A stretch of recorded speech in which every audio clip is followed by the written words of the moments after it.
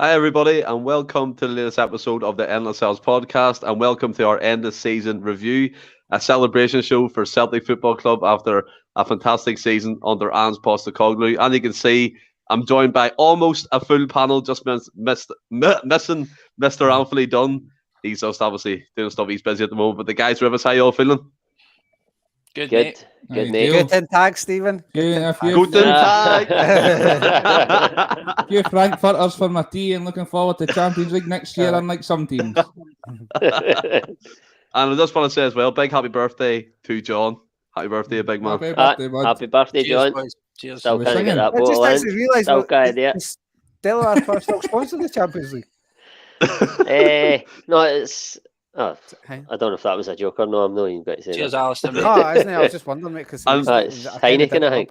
I just Heineken. can't Welcome along to the latest viewers. People joined us again already. Joe Finley's in. What a wonderful week, but a close shave. Definitely had loads of them before with that manscape razor.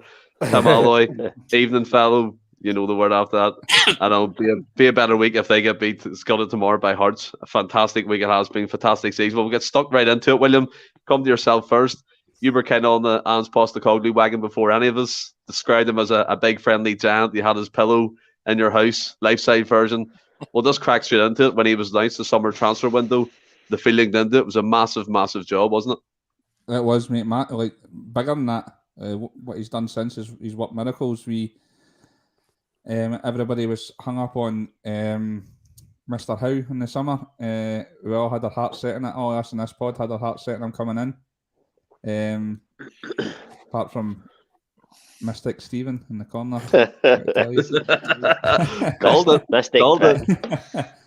And when Ange came in, the unknown, we were all a bit sceptical is probably the word, but we were all in support of him. Whoever came in, we were always going to back him 100%. And what's preceded it since has been nothing short of miraculous. He's quickly becoming my favourite manager all time. He's just been absolute tremendous since he's came in. And I said it in a pod before. It's incredible to have a top manager, but to have a top human being as well. It's just the perfect combo. Yeah, 100%. Alistair Jacob's in here. Willie's like a mini Ange. There you go. What a compliment from Alistair. But coming to yourself. Yes, did you got last time? But to be fair, there was a resemblance. But coming to yourself, John, again, happy birthday. The summer transfer window, we've seen the likes of Joe Hart come in, Kyogo come in, vital players that proved to be in the end. But how did you feel, obviously, with the rebuild? Did you expect that what we have right now? Nah. I mean, I don't think any of us did. I think we all said at the start, once Ange came in, we were a wee bit sceptical because we didn't know who he was or we didn't know too much about him. And I know that we knew that the rebuild at hand was going to be massive. So it was, I think we all expected it to be difficult. And like I said, if you'd have told us it would be in this position at the start of the season, we would have bit the hand clean off you. So I thought he's done a fantastic job. Yeah, 100%. Craig White comes in. Aaron Ramsey's a Celtic's best signing this year. And Ross, I was going to quite leave it to tradition and put you to last again, but I won't do that to you, buddy. Don't worry. Oh, you're some laddie. But I mean, the summer transfer window, the signings that come in, Kyogo probably the most vital one. Joe Hart's added that experience, and Carter Vickers, Jada, all proved to be fantastic players for Celtic Football Club. And obviously, the news coming out today that the rumours circulating that Jada's going to sign the permanent. It's just a massive, massive buzz about the place, isn't it? Aye, there is. Touching on the summer window, I think he almost got all the signings right, and it had to be, especially with him coming in as late. He just had to get it almost perfect. Like he said, after the first 6 games, we had to be almost perfect. He got the transfer window almost perfect, and then you have to say, going a bit further ahead, but at the January window, I think he done even better in that window. And I like the guys. There's players came in to the team now, like your Jotas and stuff. We obviously want to keep them. You've touched on the rumours, but guys like him, Carter Vickers, who are no like nailed down yet, but they're new heroes, along with your Kyogos, Giacomakis, who as much I don't want to say I like him better than Kyogo. That's just daft to say, but I just really, he really resonates with me. I just really like him as a player. I think he's been a tremendous signing. I love his attitude. I love his confidence. It's not arrogant. I just love this team. I've said it previously. They're just honest guys who are they're really good football players, and they're knitting into a really good team. And it's the summer window ahead is very exciting. Yeah, thought 100%. anyway. Gio Patrick comes in. Hope you all had a bottle of water beside you guys. Don't get caught out. I have to tell you, my first.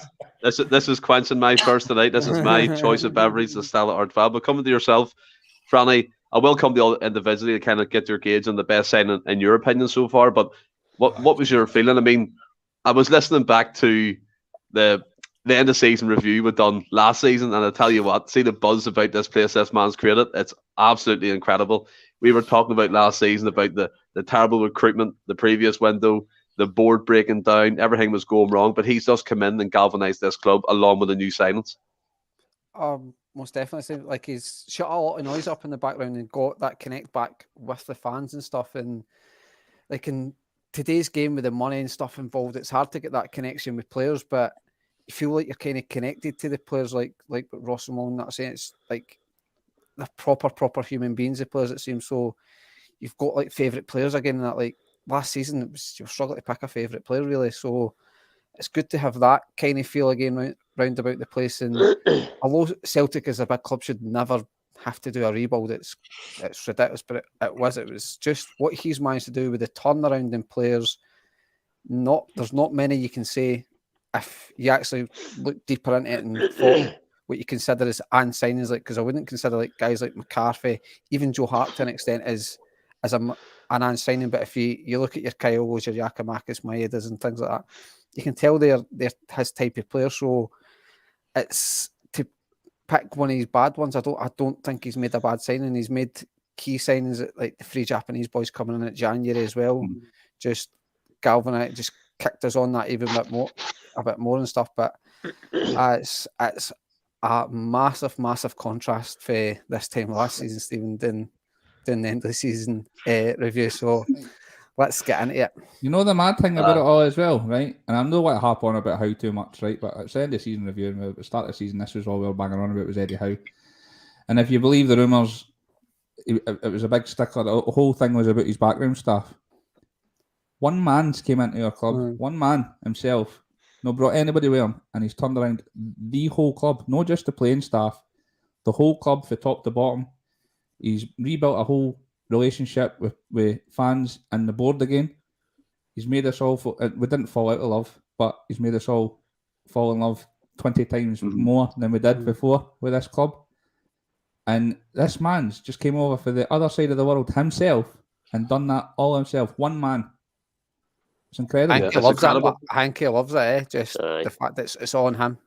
But you can understand why. You can walk in a room and say one sentence and everybody's hanging off his every word. I know. You can hold a room. I think in one of his interview done with one of the Australian TV channels, they asked him about the backroom situation. He was like, I love to come in and get new people to buy into what I'm doing. The only time he ever took an assistant was from the Australian national team to Japan. And he said even he's got a full-time job now as a manager. So he must like that side of it. And come to yourself, John, about the summer signings. And Ryan Kelly made a great point in terms of the great news about Jada. Hopefully signed up, and Carter Vickers as well. But what, in your opinion, I know it's a difficult question. I see William kind of threw his head back when I first suggested it, but what in your opinion would be your most vital signing from the summer transfer window, not including January? Sort of like permanent signings, or are we just talking anybody? I think from Carter Vickers for me, because we needed solid defenders just about more than anything. There was one position that we definitely needed strengthening off the back of last season, and I think going into this year we were worried because you'd lost Iron and stuff like that, and obviously Julian was injured. We didn't, and I mean, fair play to Welsh, he came in and he done a great job last year. He was one of the standouts in what was otherwise a miserable season, but we didn't expect Ralston to be the player that he's turned out to be again. So I mean, the defence for me, shoring that up was vital, and Carter Vickers came in and done that. And I think Starfelt came into his game because he's had Vickers as a partner. If that was anybody else, Starfelt might have flapped a bit more or whatever. But I don't know. Vickers to me, he just comes along really composed. Like he reads the game very, very well. He's no flashy or nothing. He just does his job. He does it right, and that's what you want in a centre half. So for me, I think he's been the most important. Yeah, Carter Vickers has been a mainstay. Like, and I love the point you made about Starfelt. You've been a fan of him since day one, even though a few people did get on his back. You said he would come good, and to be fair to you, John, it did come true in the end. He's been a fantastic player for Celtic. And William, we'll come to yourself. You threw your head back for this question. What do you go? What are you going with? Best summer signing, Big Ange. Yeah, Big fair Ange. enough. Players. Come on, players. Well, it's a difficult one, right? Because see, as much as Kyogo was unbelievable on his day, he's obviously our best player. Big Giacomakis, the same as Ross. I'm absolutely in love with the guy. But if you take a step back and look at it, if you remove one of either of them from the team, we're still functioning well as a team and still battering teams. So I try to think of the importance to the team, and I think there's only 2 or 3 players in our team that if you do remove them, we're going to struggle big time. And I think I've got to agree with John. I think it might be big CCV. I think if you take him out of that team, we're going to struggle big time. Only I'm trying to come across as a point as if I take a Kyogo, he was missing at the team for 3 months and we were still flying. I think if you take CCV at the team for 3 months, we'd struggle a bit more. I genuinely think Joe Hart, him, and Calmack in the middle of the park are the only 3 players in this team that I think are like absolutely vital. If they're missing, we could be struggling because there's nobody to replace them that's as good. Whereas I think O'Reilly's I think he's going to be an absolute monster. He's an absolute beast. He's going to be unbelievable. And we're obviously going to see a bit more of him next year now that Rogic is gone. Don't make us cry again. I know. So these guys are unbelievable signings. It's just fun, just trying to look at that viewpoint where it's the importance to the team. If you took him out, because we've seen Kyogo and Giacomakis out the team, and we've still been flying and pumping teams. So I would maybe just plump for CCV for that reason. I think in the comments as well, Ian McIntosh comes in, Ross, and he says about Carter Vickers dominating opponents. There's no motion. He's quicker than he looks. And I think that's a great point. And in terms of defensive qualities, he's right up there, probably miles ahead of the rest in the SPFL in terms of the best centre half. And for me, I'll make a case for Joe Hart. I think Joe Hart's been absolutely just immense, and I've always harked back to when we signed him. I think it was on a pod with a couple of you guys. I can't remember who exactly, but I wasn't quite kind. I wasn't quite kind to him. I was raging. I didn't like him. I thought he was arrogant and he had a massive ego. But again, if I may deep my words, it's funny, isn't it, that you get this perception because he doesn't play for Celtic and you see him in the Premier League and all this kind of thing, then you kind of feel to forget he was alone at West Ham and 3-0 didn't work out, so we needed a couple again. But who would you go for? It's hard to disagree with Joe Hart purely because Barkas was an absolute shambles last year, and we needed a goalkeeper. It was shown in the first leg against Midtjylland. It was his first opportunity to try and make a case for being the keeper going forward, and he failed. I can't mind exactly what happened, but he made a big mistake in that game and it cost us a goal. But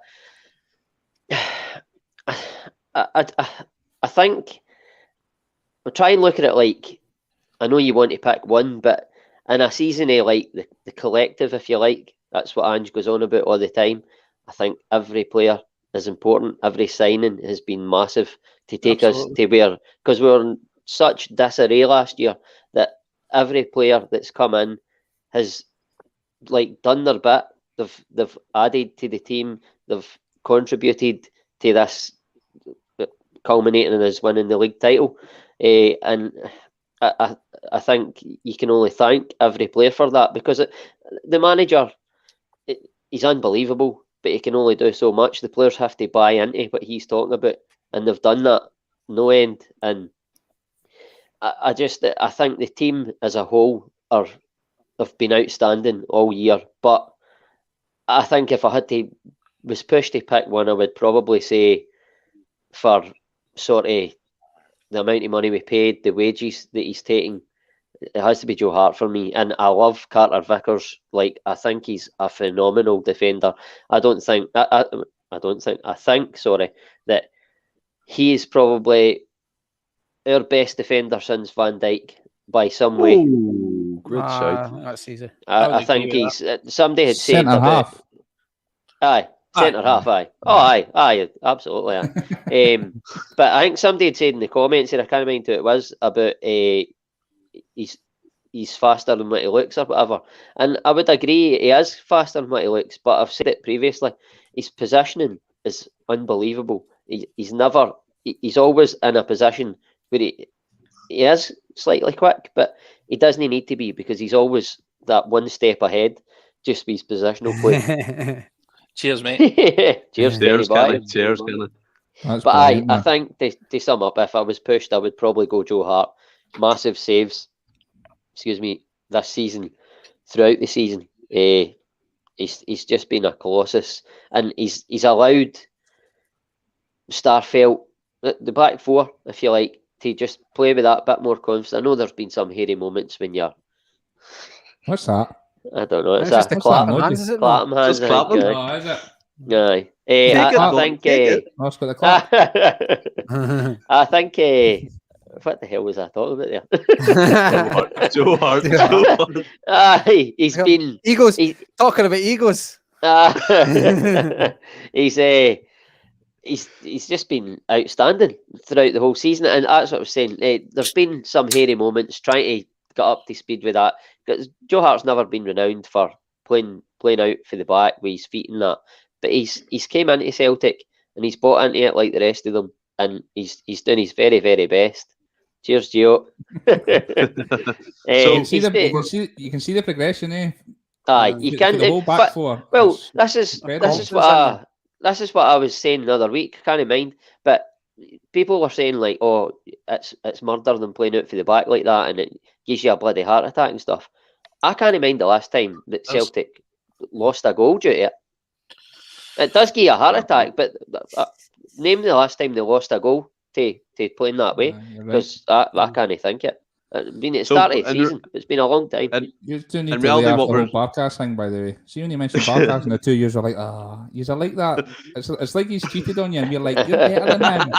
And you're Again. like, but I still love him. Oh, no, Just let him go, man. I'm He's well pissed. off. I'm well off the Barkas train. I've jumped on the Taylor one. I tell you, I like reality- the popular ones. Like being, in reality, what we're saying here is, right, we've got 2 votes for Carter Vickers, 2 votes for Joe Hart. Franny, either decide it or pick someone different. I mean, I think you can argue for Kyle going Giacomakis because of what they've done in respective halves of the season, but for what they've done throughout the season, like CCTV, how many C's was that? CCV and Joe Hart, I think for consistency throughout the season, you can make a valid case for both. But I think for me, it has to be Joe Hart. Just again, like what Ross was saying, value for money. Taking a massive wage cut, came here with a point to prove essentially. I think that you were saying, Stephen, folk maybe thought different of him, thought it was a big ego, and he maybe just thought he was coming up here. He's wanted like up for an easy retirement and stuff. I think he would essentially piss the league, so to speak. But I think he's came up here with a point to prove, and more than proved that point. I think he finished the season with the most clean sheets, which I suppose when you consider we've got the best defensive record would make sense. But it's just what the guy's done, like big saves at key moments in games and stuff. Is just, I just wish he was a few years younger. But obviously, keepers can go on a wee bit longer. But folk that say, I thought it was because you fancied him. Nah, he's about my age, man. He's about the same age as me. What, Gerald, I'm younger, like? I don't know. What's that? I forget what age we are. Gerald, I'm younger, like? Well, it's just when you get a wee bit older, eh? So, are you going for Joe Hart? I would have to lump for Joe Hart, but I understand the argument for Carter Vickers. Like, By the way, They're you can't ignore Jota as well. He started the season amazing. in a badder. He had that, but he had that middle part where he got injured and stuff and was getting back up to speed, and then at the end of the season, he stepped up to the plate and scored in big games for us. He's been outstanding as well. But again, I go back to the collective. What a team! Bring on next year. It is. It's a team collective, like Alan's always says. And here's me praying that Barcast signs a new deal next season, bit like Tony Ralston last season, But we'll move on from the summer window to the European campaign, and the first kind of hurdle. Francis, will come to you because I know you've been left to the last few times, so you can kick this one off. Oh, I'm getting the miserable stuff to talk about. Great the European campaign, Midtjylland came the Champions League qualifiers. I remember at the time we were kind of confident into it. There was a few murmurs saying we could do it, but obviously in the end we didn't qualify for the Champions League. We ended up going past Alkmaar into the Europa League. But European campaign overall, I'm not going to go into each individual game because we'll be here literally all night. But what's your feeling towards it, and do you think we can do better in the future? Well, I think we'll definitely do better in the future. It wasn't a great European campaign on the face of it. Like, yeah, we got into Europe after Christmas and stuff, but it was through sort of going out one competition into the next competition. So it was one of them, and Bodo Glimt, it's a team you maybe thought you should have beat, but like I said as well on a previous podcast, they're clearly a great outfit, and they're probably somewhere Celtic are aiming to get to. That kind of sort of a team. They're not finances massively rich and stuff, but they've got a clear way of playing. So I think it's a good model to sort of look at. But there was, like, the Midtjylland game probably was way too soon, because did we know how Dane Murray and stuff like that, centre half and things like that, and it was just way too soon. If you had this team, like the team that finished the season, if you had that at the start of it, all firing, had played a season together, I'm not saying we would have cruised into the Champions League, because we would have probably faced a couple of difficult teams, because we would have had to go through the Champions route, but I'd be confident to getting in it. So I think next season going into the Champions League is going to be hard, because no doubt we'll end up with the worst draw going, but if we can somehow get out the group and get into the Europa League, I think that the now should be a sort of, I don't want to say a level, because we're obviously in the Champions League, but I think that's where we should be aiming to try and get a run. I don't want to turn up in the Champions League and get scudded every week like what Brendan Rodgers would do, try and go toe-to-toe and get scudded. I think we need to try and get back and get a name for ourselves, a more respectable name for ourselves in Europe, which I believe Postecoglou will try and do. So I'm excited about Europe next season. This season I was disappointed, but I was kind of looking more. I know it's not great to say the league was more important for me. Europe for once was a bonus for me. And it's more Celtic shouldn't, as I said, Celtic shouldn't be looking at Europe as a bonus. You want to be progressing, being big in Europe. But I think for this season, for me, it was seen Europe as a bit of a bonus. It was not the league for me this season. The league was the kind of bread and butter, wasn't it, John? To get it back at Celtic Park where it belongs. And I think you make a great point, Franny. Yes, there was a tinge of disappointment with the European campaign, and there was a lot of, not anger, but I would say hurt and a wee bit emotional side of things. We got beat by Bodo Glimt, because me personally, I believe we should have been at least challenging there and getting a better result than we did, John. But I know I'm conscious of saying, do you believe we'll do better? Ross is tired again, and we're in the Champions League group stage. We're in the Champions League group stage this season, which we're doing better already. But what's your opinion on it at the minute?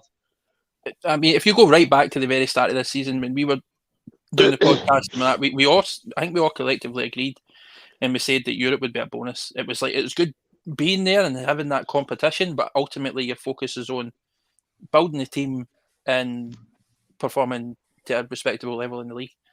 We've obviously surpassed those expectations league-wise. We've taken 2 trophies domestically this season. But then you look at the fact that Ange's come in, right, very early doors. He's had a massive rebuild on his hands. And then he's been essentially had European fixtures flung at him. And again, if this is still very, very early on in Ange's sort of rebuilding process, we were still just getting guys in, they were still sort of gelling, getting used to the way we were playing. And if you look at the Europa League group stages that we were in, we had a tougher group than most. We still got 9 points. We still gave a good account of ourselves despite that. And I think if you put this team as it is now in that same group, we commit it, no bother. And I think that what we've seen Ange build this year is setting us up well for European competition next season. If we strengthen in a couple of areas and we can get some signings in permanently, like a Carter, Vickers and Jota, then I think we're going to be in a really good position. And it's going to be, like I said, because we know we're automatically in the group stages, worst case, and we're still going to put ourselves in a good position. If we can give a good account of ourselves at home at least. And I don't think we're going to fear any teams either, despite the fact we'll probably be up against some. Because I think we're still going into pot 4 or something, I believe, right? Probably. So Yeah. we're still getting big. We're going to get big clubs, and you want the biggest clubs. You want, like, I'd love a Real Madrid, and you want that. You want the big games back at Celtic Park. Look at that. I thought I was going to sneeze and I held it in. Sorry, John. Sorry, That's John. all right. Outstanding. Aye, so where was I? Donny threw me off. Aye, so I think we're going to give a good account of ourselves. I don't think we're going to fear teams. I think we're still. I don't think Ange is going to change. I don't think there's a plan B. We're not going to play a fixture like some teams do. I think Ange is in this mindset. Like, why should we fear it? Why should we fear other teams? If we go at them the way and we play the way we know, we can give teams a game. And I believe that. And I think that bigger teams might underestimate us as well. And I think it's going to be a completely different set of circumstances next season. And I think we're going to do much better. Yeah, I think Kevin 14 Ross comes in here with a great point. 6 weeks prep, well organised, and they know exactly how to play. And we did see that in Europa League. I think John's right when he alludes to the fact that we're not going to see much difference in terms of the kind of style that Postecoglou's going to play. I think we're going to see a difference. Can I just say as well? I mean, because a lot of people are making like the Bodo Glimt thing. It's like, I think because when you compare the size of the clubs in terms of like global stature and everything else, Celtic is far, far bigger. We all know that. But I think Celtic fans are guilty of underestimating teams ourselves. Foxtrot, man. Get me bloody hung.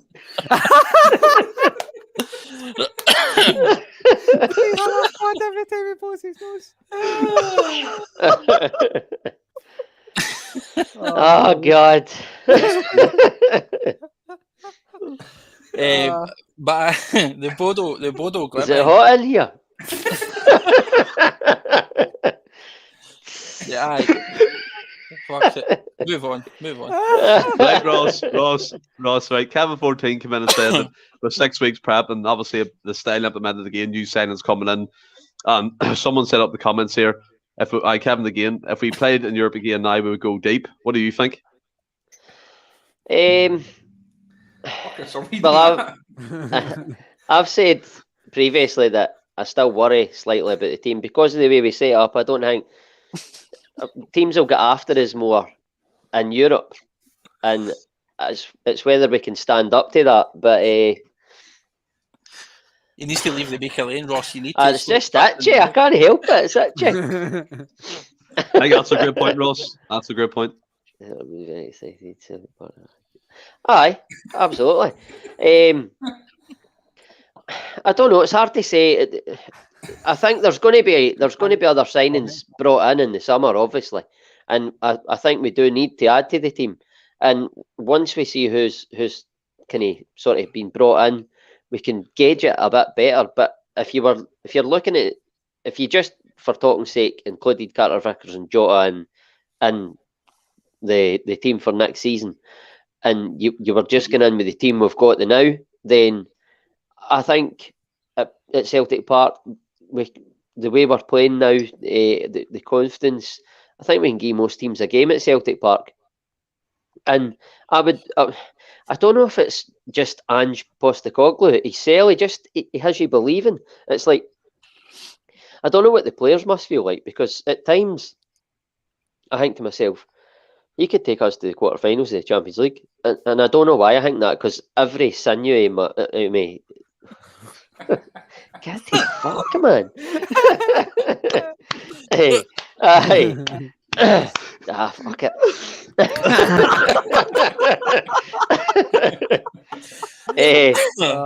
But I don't know why I think that. Show, by the way. I don't know why I think that, because every sinew in my body that knows anything about football, like, says like Celtic can't get to that stage of the Champions League, but Ange has you believing it, and I think he'll have the players believing it. It's whether they can do that that's the question. But for me, if you're asking me what a successful season in Europe or a successful campaign in Europe next season would be, I mean, if we got through the group and got to the last 16, that would be an incredible achievement. But right now, with the team that we have, I would take third place, go into the Europa League, and try and make a bit more of an impact in it. I'm not saying go to the final, because it's very hard to do, and you can't take nothing away from them. But there was You certainly need the element of luck to get. I was just going to say that, John. That was right in the tip of my tongue, amongst other things. But I think if they can get into third place, get in the Europa League, and give a good account of themselves in the Europa League, I'm not predicting what round, but I would be happy with that. I think it's realistic, and then obviously you still want to do your thing domestically and get certainly the league title, and then after that is again a bonus, because we've got into this sort of mindset now where we just think we're going to have a clean sweep in the league. We've normalised trebles. We have done for a number of years. We didn't get the treble this year because it's a very difficult thing to do. I've touched my nose again, but hey ho. There's Willie, I don't know. Ripping me paranoid, it's not even Done just done it. Fucking it. Anyway, that's my thoughts.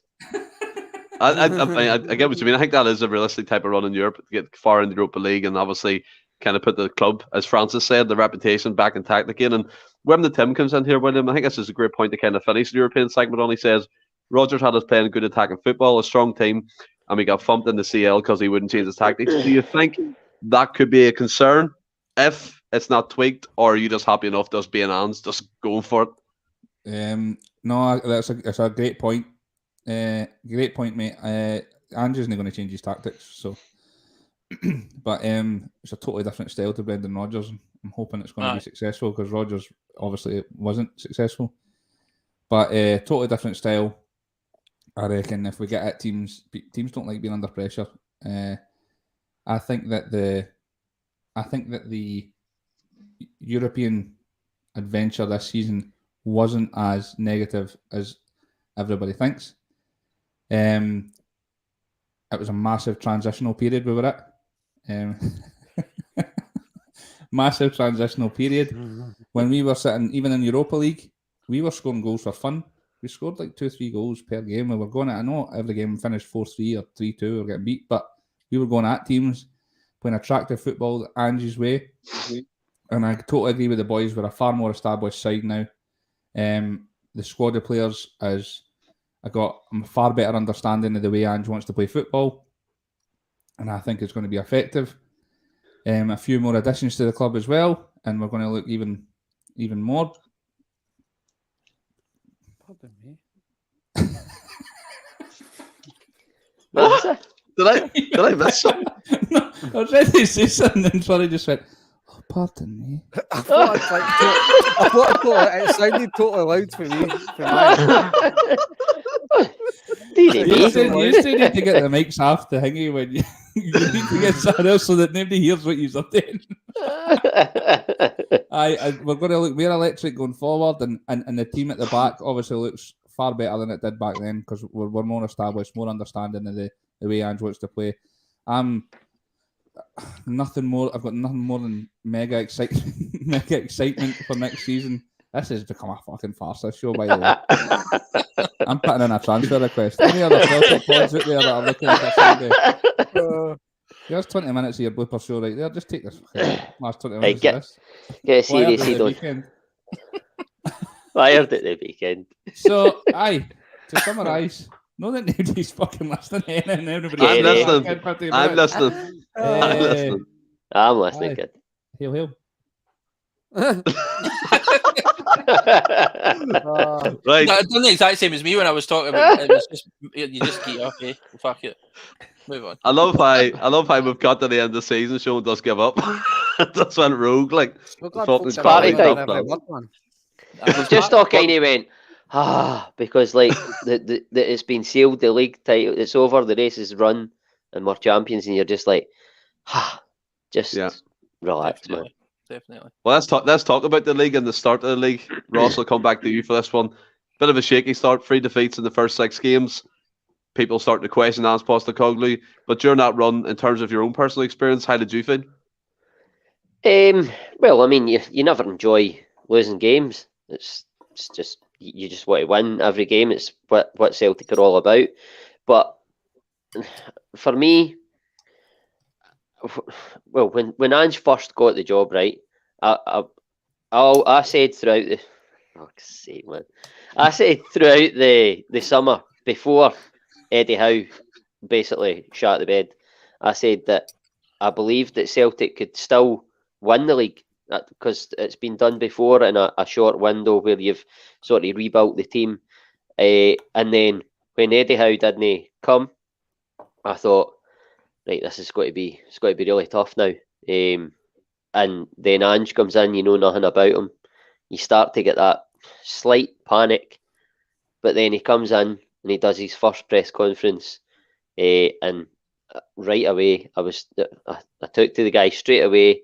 I believed everything he was saying, and my mindset for then changed. I believe, I'm not going to say I fully believed in him, but I believed every word he was saying. Like you just get that vibe, and he gave me that vibe. And even after we lost 3 and 1-3, we hadn't won away from home, I never panicked. I knew there was loads of time left in the season, but it was like Ange had said, we needed to be perfect after that. And at that point, I'm not saying I thought we were going to win the league, but we said it all the way right up to December. We just need to stay in touch with them, stay in touch, and we done that. We done that, and I'm getting absolutely roasted tonight. Like, bring it on. But aye, we just needed to stay in touch, and then when we got our chance, when the chance came along, we pounced on it, and we never looked back. But after the first 6 games, I never panicked. I still believed that we could do something, and I'm not saying I was right because I'm no mystic meg or that, but it prevailed that we. Unlike somebody in this panel. Yeah. But I never panicked for 1 second because I could see what the team was doing, what the team was trying to do, and what they were trying to become, and the way the football. The early games, like I think it was Dundee and St Mirren at Parkhead, and even the game against Hearts in the Cup, we absolutely destroyed. It was 3-2. We destroyed them that day, and we took the. Yeah.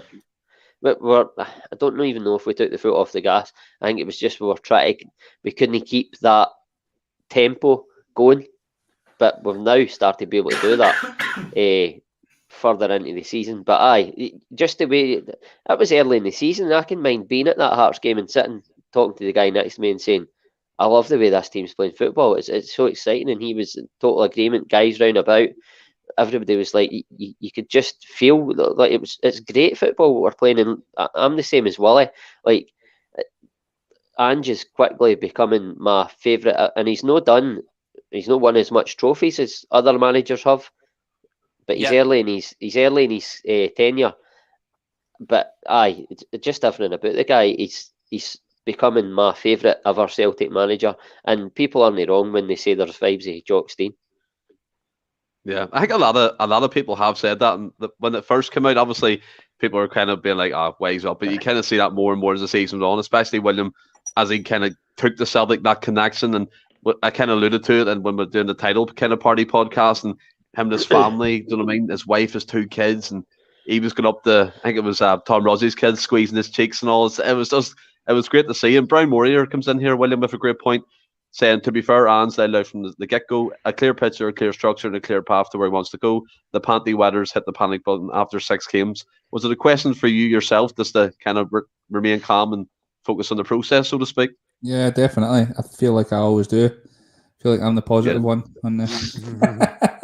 I said I was on the podcast we did right after his first interview, the media that Ross was alluding to, and I said to you that day, I felt like this is when the whole Ange pillow came round, because I felt like it was like a big Ange maternity pillow with his face on it, just wrapping his arms around me, just saying to me, listen, it's okay, I've got your club now and I'll look after it. And I just instantly, all that stuff for last season just went right off my shoulders, and I just thought, he's got us here. And ever since, every interview since, every game I've watched since, I've still felt that way. He's like, don't worry, listen, don't you stress about it. You go and enjoy your day, enjoy your working week. I've got this handled here. And see, on Saturday, you'll be fucking loving life again.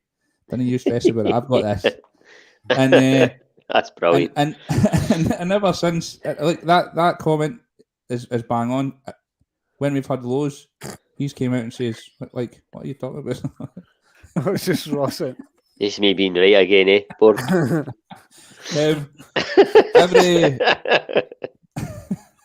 Every time we've lost, he's been the exact same humble way he is when we've won. There's no been any change in his demeanour, because he knows we're going to have lows and highs, and it's just been a perfect match ever since he's set foot. The fact that he's got a history with the club and previous. Who's fucking flicking bottle tops now? What's going on in this place, man? Flicking. Fuck aye. Family man. Magic for Celtic. Perfect match. Yeah, I mean, John, coming to you, I mean, the league, I think Brian Muir again, he's making great points here, saying, I've been following Celtic for over 40 years. These things take time, patience, but unfortunately, social media is instant, and too many are fighting and the first to comment rather than take their time. I think that's a great point. And coming to you about it, me possibly, look, thinking back on the podcast, I was a bit harsh, I have to admit, because I think I was kind of saying at that point, I don't really see a clear identity the way we're going. It's not good enough. Only 3 wins in 6 games. Again, as always, I made to eat my words, but what's your opinion? Because I know you kind of, the social media side of things, you don't like sometimes. No, I hate it. I get myself embroiled. I can't help it. I think it's funny that Stephen's saying there, and we're talking about, like, I don't want to let too much on, but talking about the reaction pods or watch alongs. Stephen's not getting any one of them because he'll get blacklisted for YouTube because he just goes after his fucking banger. Straight away. And then afterwards he comes in, he goes, no, you're right. But Very true. Right. What was your question? Oh my God.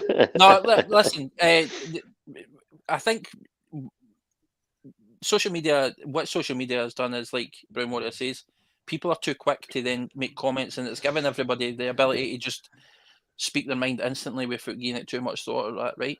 And if you think as well, for the past, since the turn of the millennium, we've Celtic have been dominant, and it's like, you're spoiled almost to an extent, I think, and as Celtic fans probably feel that because you're used to success.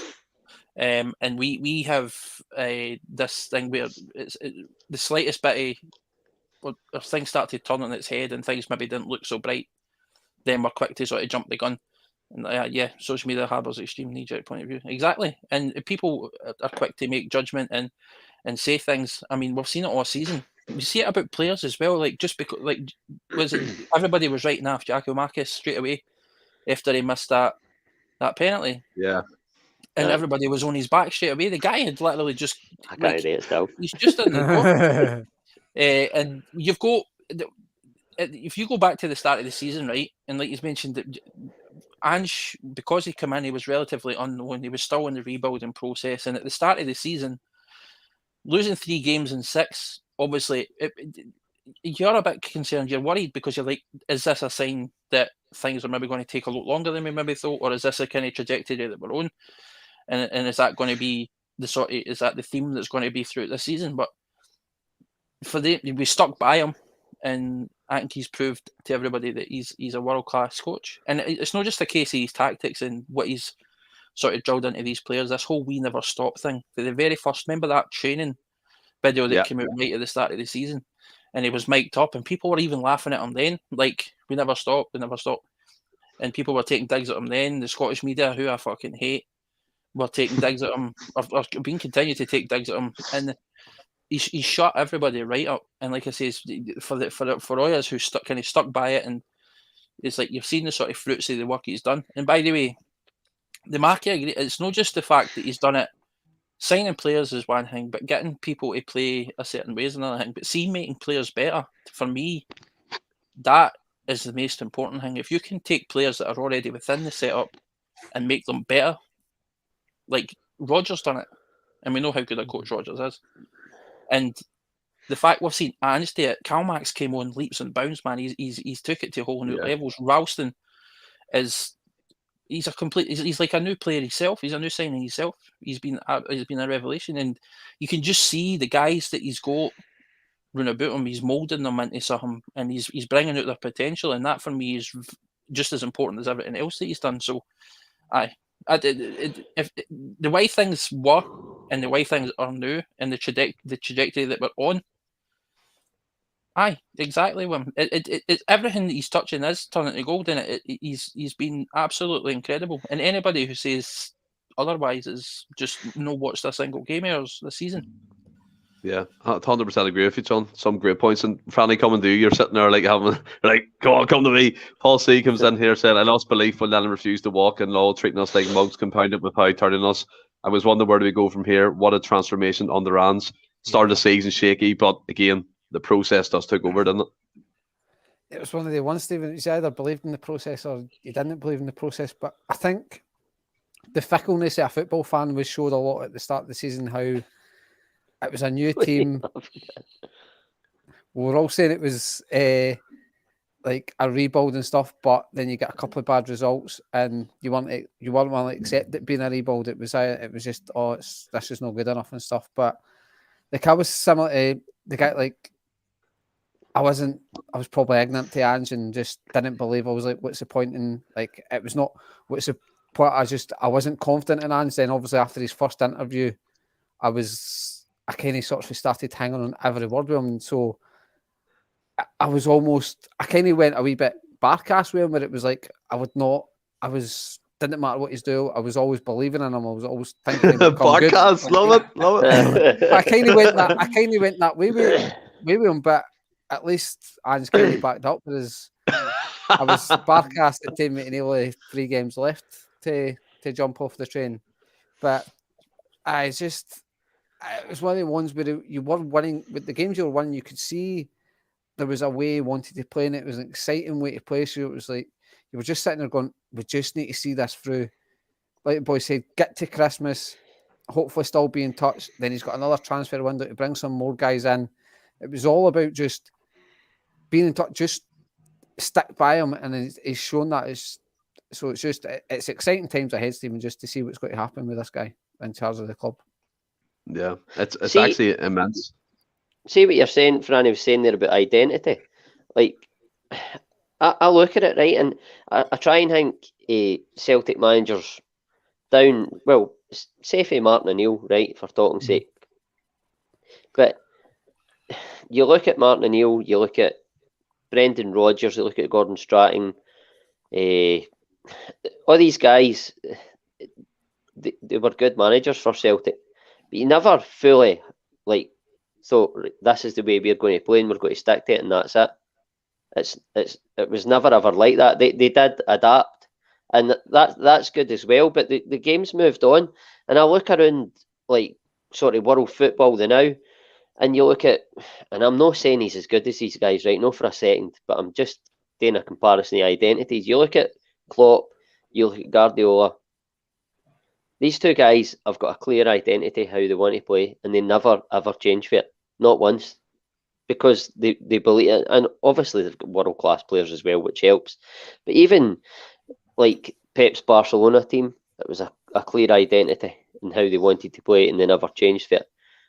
But you look at, I try and think of other teams round a bit, and I can't think of any that you go, that's how they're playing, that's how they want to play, and that's it. Ange brings that to the table, and I think we've got a top class manager. I'm not saying he's at the level of, again, like I want to reiterate that he's at the level of Guardiola or Klopp. I think Klopp's the best manager in the world. Guardiola's brilliant, but I think Klopp is the best in the world. But Ange, I just, again, the identity, I think he's right up there in terms of no refraining for what he wants to do. I think he's got that identity. I just love it, and we're going to keep. And I worry about Europe because we can't sort of adapt, or we're not going to adapt, if you like. But then at the same time, you look at it, I think at times throughout the season Celtic have adapted. Yeah. Because at the start of the season it was pure gung-ho all the way. But then I think Ange recognised, so we need to be, and don't get me wrong, we still go for teams, but I think then other times when people have said we've faded in the second half or whatever, I don't think it's fully that we've faded. I think it's right, okay, we've got ourselves in a position here, we'll just manage the game. I think he has adapted slightly, but that identity still remains throughout. Yeah, it's like what is up? Do plan A better, isn't it? That kind of thing. Just the way he's adapted his style throughout the season. Even in European games, it was kind of gung ho, but he kind of tailored off in the end. We got some good results coming in that group. That comes back into the signings he's made as well. Because if you look at the fact, you like Ross says, the way we're playing, it's not a case of. I think towards the latter end of the season, you could start to see some legs getting tired. But given the way we've been playing all this year, that's fully expected.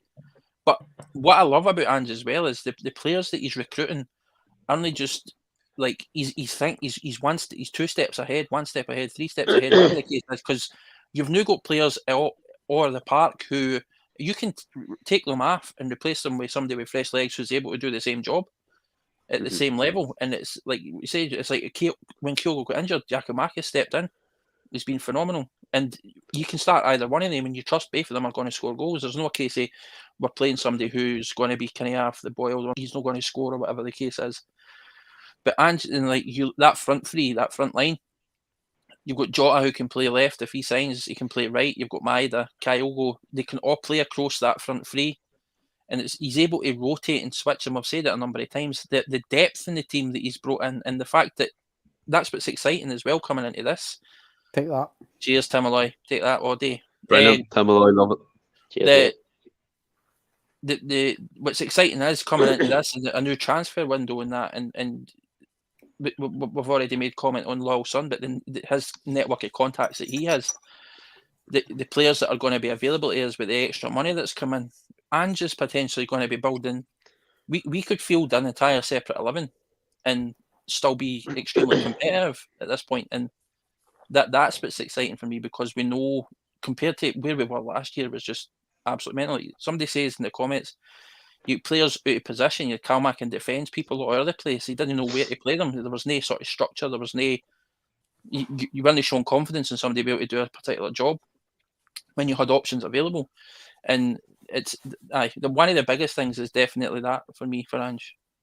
Yeah, 100%. I can just say we're 53 minutes in, and I'll let you guys in the comments know we're nowhere near finished yet. So you might buckle in, get more drinks out on the table or whatever. Get them open. I might need to get more drinks and have a celebration of us. And can also say thank you to everyone. We hit 900 subscribers during the day today, and that's absolutely fantastic for us. And we're on our journey to 1,000. So keep that going, keep the interaction going. Our own wee community is growing. They're talking to each other, having debates, and it's fantastic to see.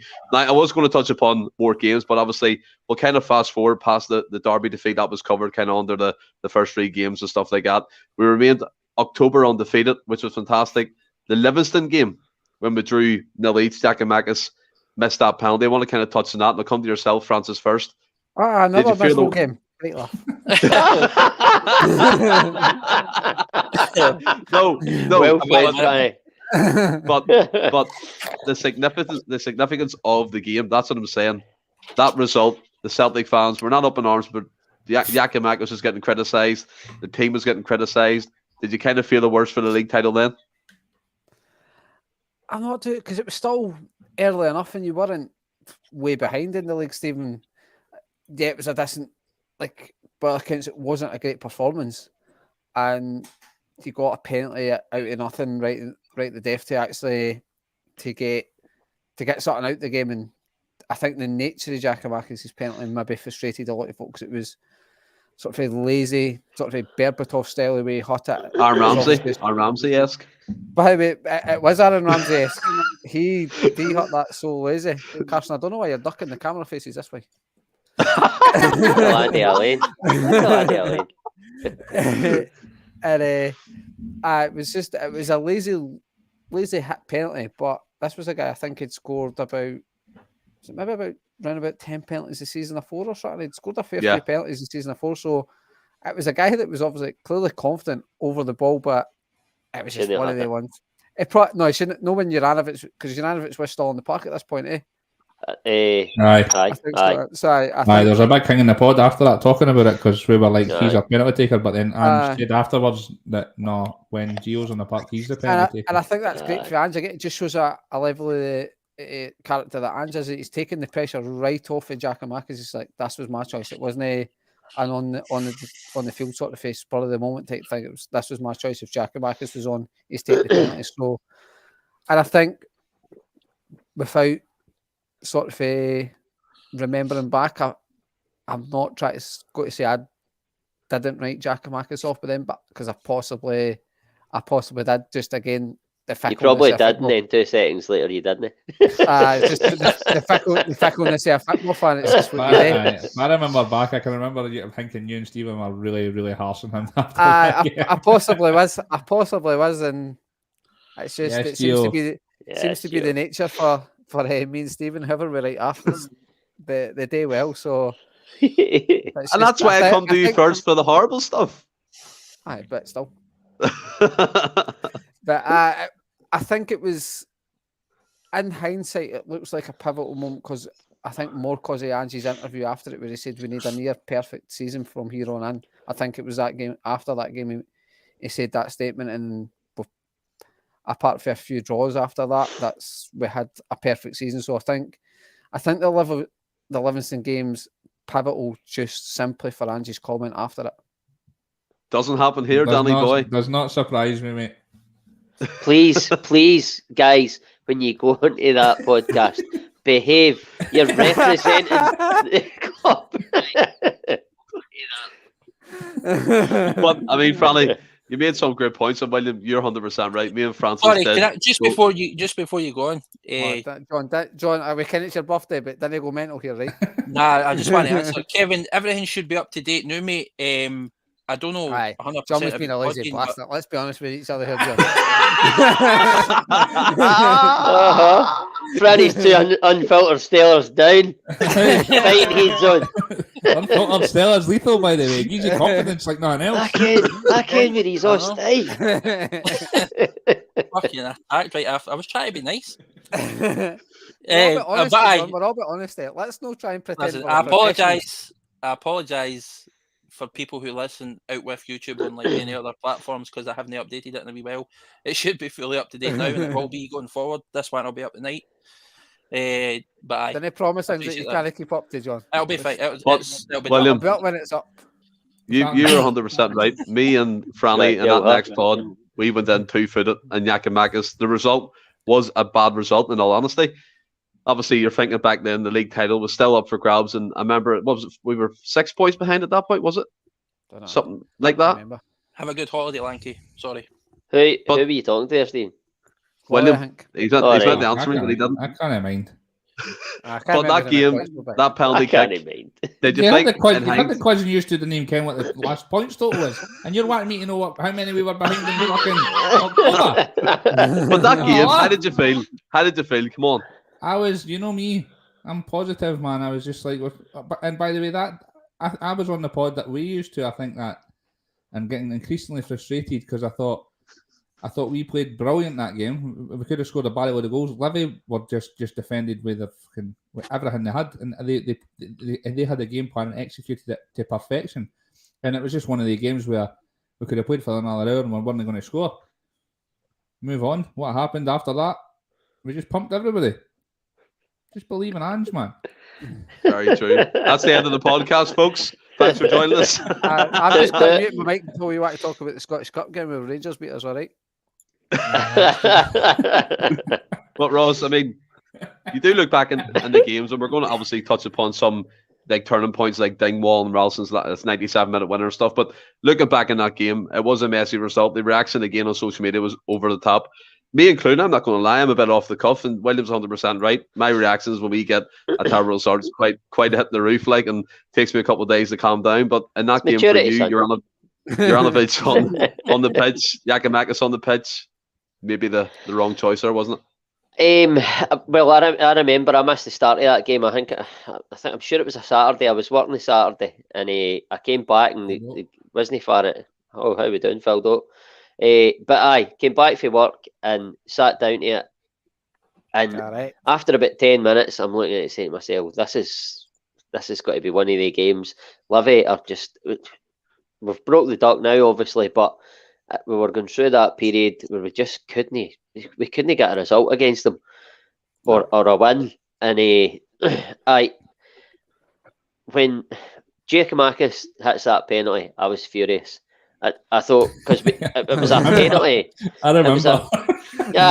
It was one of the ones where you got a penalty at nothing. It could easily not have been a penalty, but the defender makes a huge mistake. But then for Giakoumakis to hit it, and I just want to say, I never wrote him off before that or after that. I've always believed that whatever he brought, anytime I've seen him before he started banging in goals, I thought he could do something for us. But he misses that penalty, and I remember just launching the remote control off the wall, and Sharm was like, "What are you about, man? Like, what are you doing?" And I'm like, it's just totally lost it. Juranovic, we all know he should have hit that penalty and just took the flack took the sort of heat off of Giakoumakis to an extent, but there's no way that he was the penalty taker. I think we all know that, because I don't think, has he took one since? I don't think so. No, I think Juranovic has taken every one since. Aye, because he's cool as a cucumber, and he should have hit it. The funny thing is, if Juranovic hits that penalty and misses it, there's no an uproar like. No, I know. It's because he's not even scored for the club yet. He's not scored for Celtic yet. I think he'd scored like a couple of weeks before or something against St. Johnstone. Well, I would argue that, kid. But anyway. he scored in his debut, so argue if you want. That's not argue that. Get on, mate. Where's Tony? Where's Tony with the quiz, man?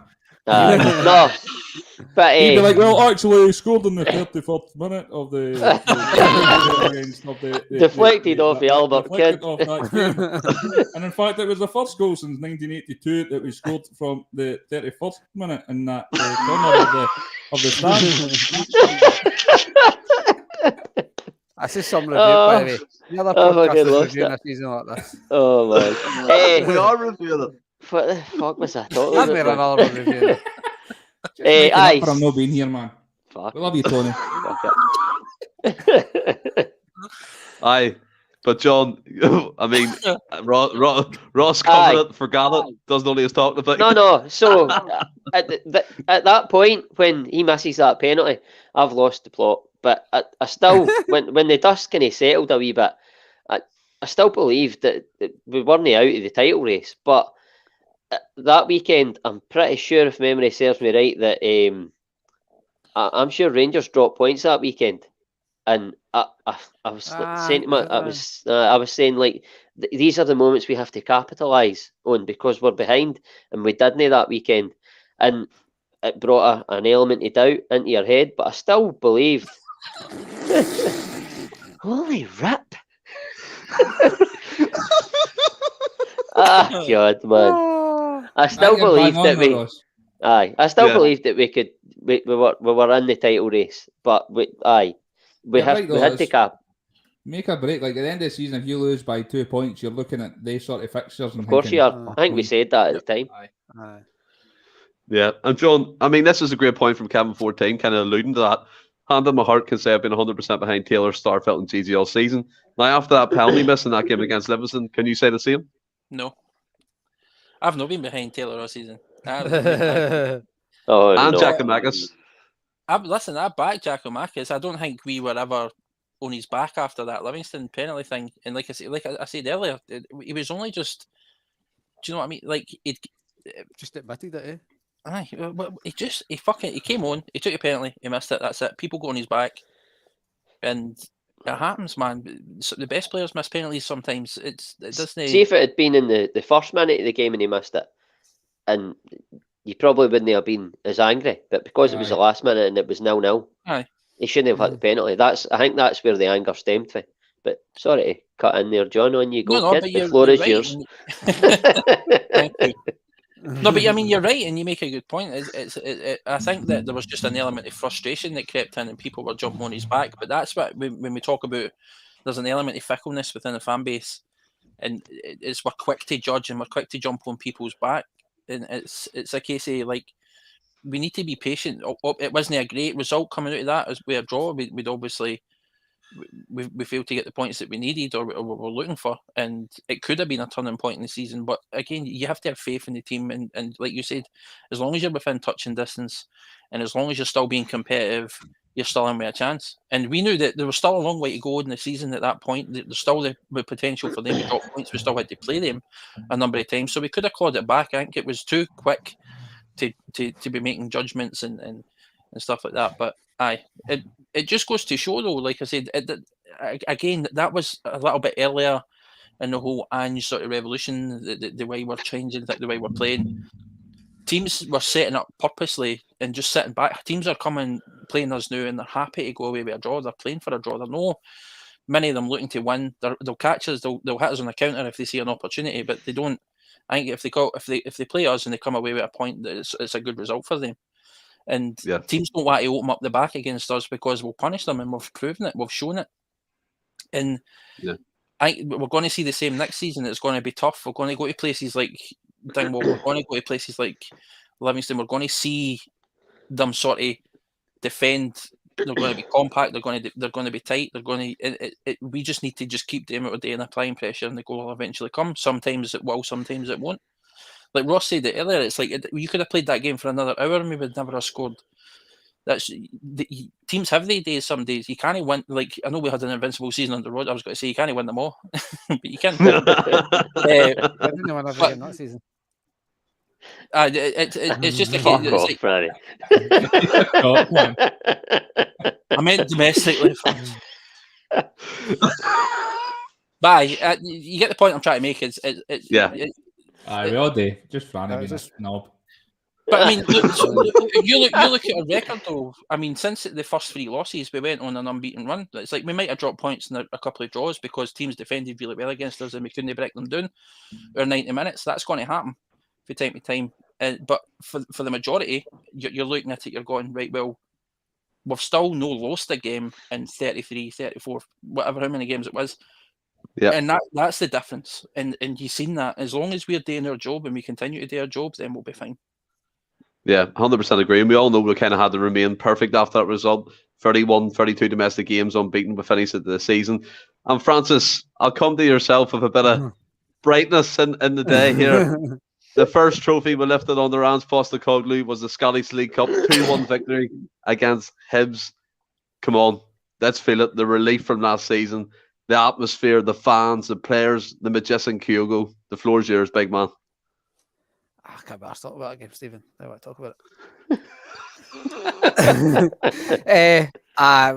What a day it was! What a day it was! Just, and it was probably one of the games that when you start believing properly in Ange's system, because you're actually seeing not only getting results from it, but you're actually picking up trophies from it. And maybe some of us, like obviously Hibs scored first in it, and then obviously Kyogo just strikes back literally for kickoff. Like Callum McGregor plays a nice wee pass over, and that touch and finish is absolutely ridiculous.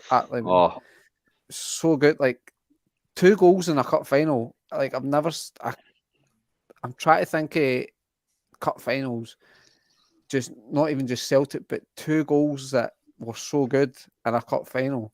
And it's hard to actually think about to try and think of games where there was similar finishes for one player and stuff. But I think Kyogo showed how good a good a player he was in that final. Like the lob and everything.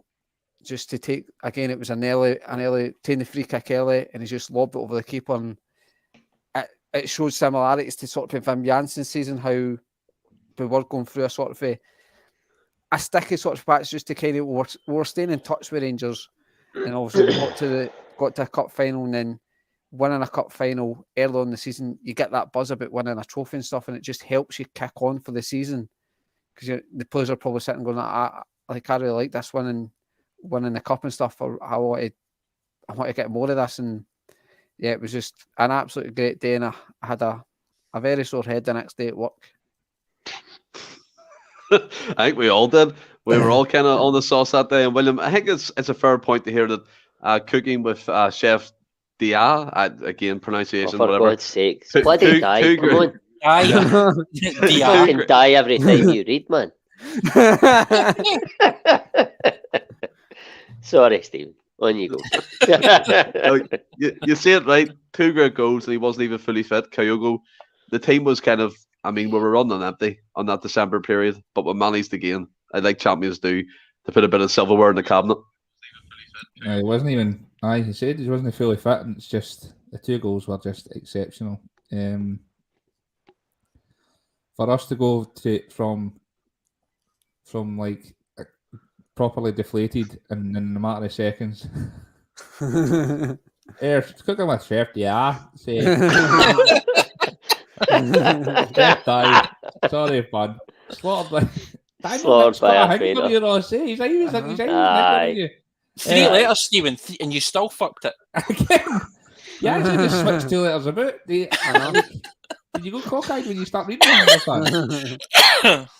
Well, fuck off. There you go. That first, the first goal. See the first touch. It's like it's. If Messi or Ronaldinho did that, you'd be screaming about it for weeks and weeks. But it was right back in the game. That's dead. Kevin 14. Bang on. Bang on. It's like an officer and a gentleman. We're nearly greeting. And then the second goal as well. Officer and a gentleman. Superb. It just epitomises Kyogo all year. His movements been second to none, and when somebody finds him, the 2 finishes were just sublime. And for us to get that trophy was magic. Like we said at the start of the season, we were not expecting too much with this big transition. Oh boy, were we wrong? It's for that to start off, and then weeks and weeks ago, I thought we were going to get a lot. I couldn't see anybody beating us because we were electric. And bearing in mind that stage in the season, we were. He's right. We were a bit depleted. This is the point in the season where we were playing. I keep banging on, but it's like Montgomery on the left, Abad up front, and Juranovic on the right, and Daniel Mack location. and the wee man comes in, not like half fit, and does literally off. That. Well, off 5 years are wearing massive headphones. He's talking about Ross. He's talking about me, Picasso here. I'm a painter. Right, We'll give me the programme, John, man. I just seen the comment. I didn't get the context. Right, go on, Willie. Go on, Willie. I finished 4 hours ago. Is that you done? I was done now. Fair enough. But I mean, you don't get. That's Endless Celts reviews us gone It's rogue. a fucking shambles. I told you it would be a train wreck, Stephen. You're meant to be well-respected podcasters. This is a fucking disgrace. But I tell you one thing. I tell you. None of the commenters, anyway. I tell you one thing though. We're having a laugh. We're having fun. We're champions of Scotland. So fuck it. Let's have fun, Ross. And again, the League Cup, the first bit of silverware. We're back on top, basically. I mean, it was brilliant, wasn't it? It was class, and it was. I think we all said it before we won the trophy that could be the sort of catalyst to push us on in the league. There's Tony boy. I love you, Maka. How you doing, kid? Hope you're having a good one. I think that beforehand we thought that could be the catalyst to push us on in the league again, which it proved to be. But the game itself, I think we didn't play amazing until Hibs scored, and then it clicked us into gear, and it was like instant. how quick was that reply? We needed that, because if it went on that wee bit longer, then it gets really nervy. But the two guys, Calmac, absolute phenomenal player throughout the whole season, plays it over the top to Kyogo, and only Kyogo could have pulled it out there like he did and smashed it in at the near post. There's no another player, as much as we love Giacomakis. Meanwhile, he's went on about how, he really resonates with us and stuff. But there's no another player in the team could have scored that goal, and there's no another player in the team could have scored the next goal that he scored in that game. And it was, like Franny had said, two goals worthy of winning any cup final. And like you said, Stephen, that gave us the belief, and it made us realise that we can win trophies playing this way, and that's what we've done.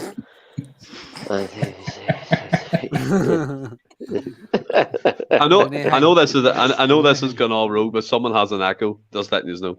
Oh, wait a minute here. This is recorded. You can watch this back. It's not an echo. I'm playing Paul Nutini's new song. John doesn't know what that's called. That's a cracker, by the way, isn't it? That's a belter, mate, isn't I'm it? not getting another one that's released through the album, but I've not heard that. John, finish up the League Cup chat. Fuck, I don't know where this is going, but go ahead. It was a superb goal, mate. Carry on. The other one. I don't know. What one are you talking about? The Kyogo's one, the winner. Kyogo's one. He scored the both of them, you nut job. Right, John. You're drinking all day for your birthday, John. I've had a few, aye. No, you bad kid. I'm alright. Listen, it was a good game. We won a cup. I'm buzzing. I'm happy. Let's go. Right, move on then. No one give a fuck about that topic. Thanks very much, boys, for it. Fucking John. Leave on.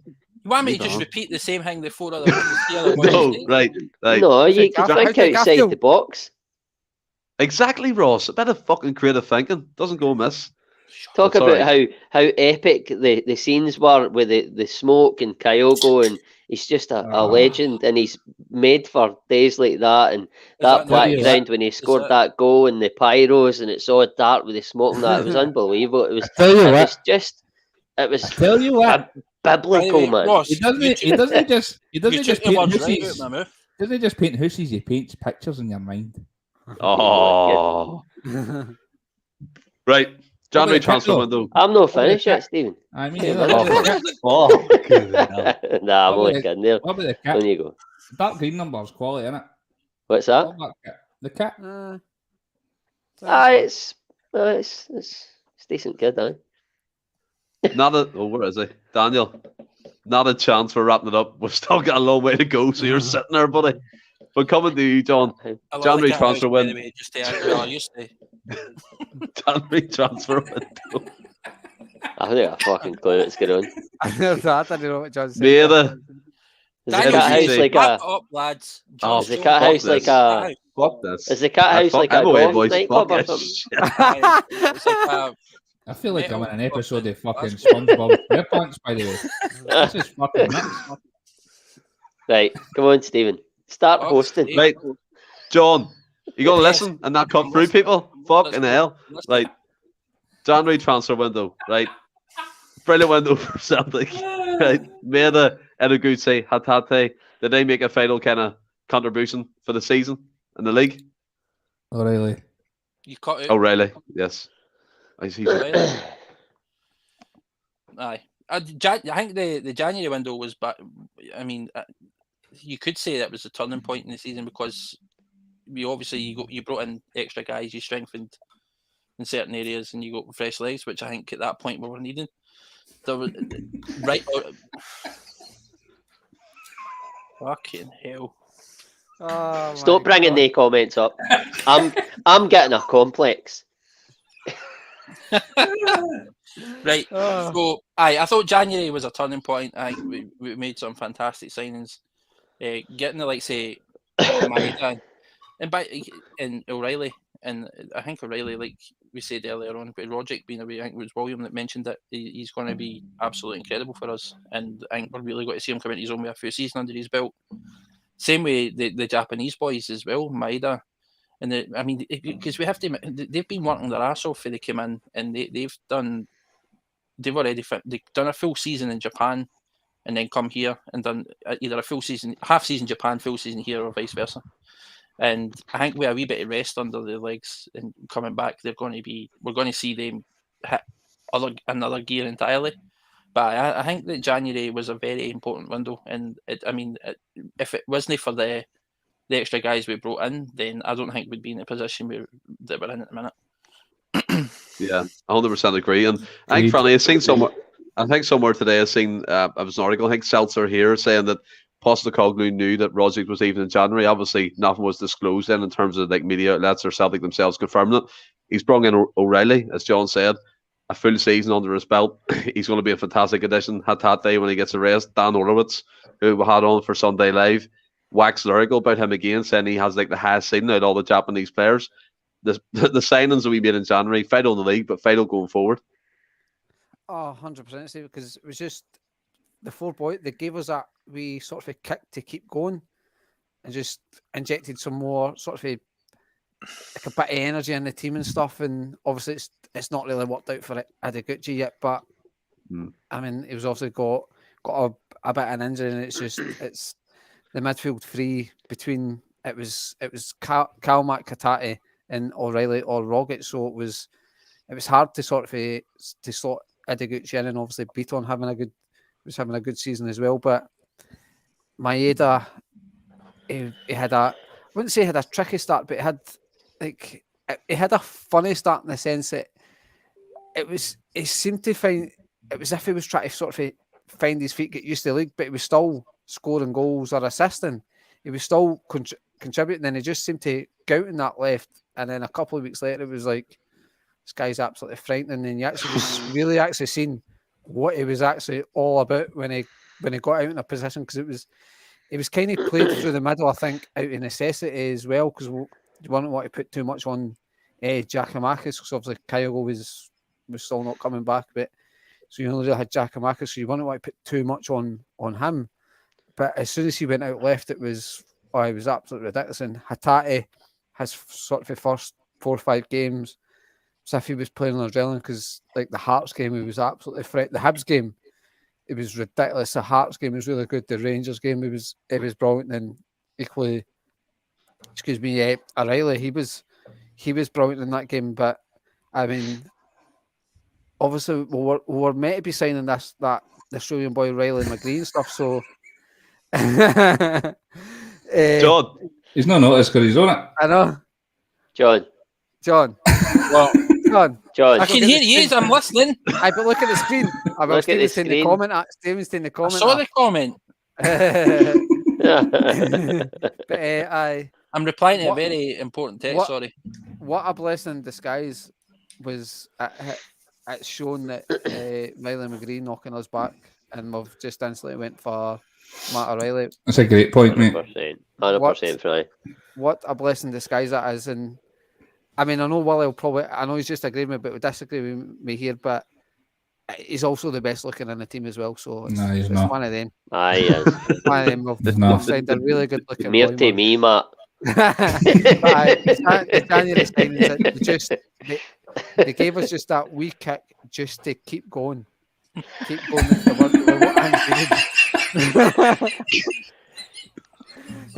Boys, come on, boys, get back on track here. Oh, stop putting the comments up there, you fucking balloon.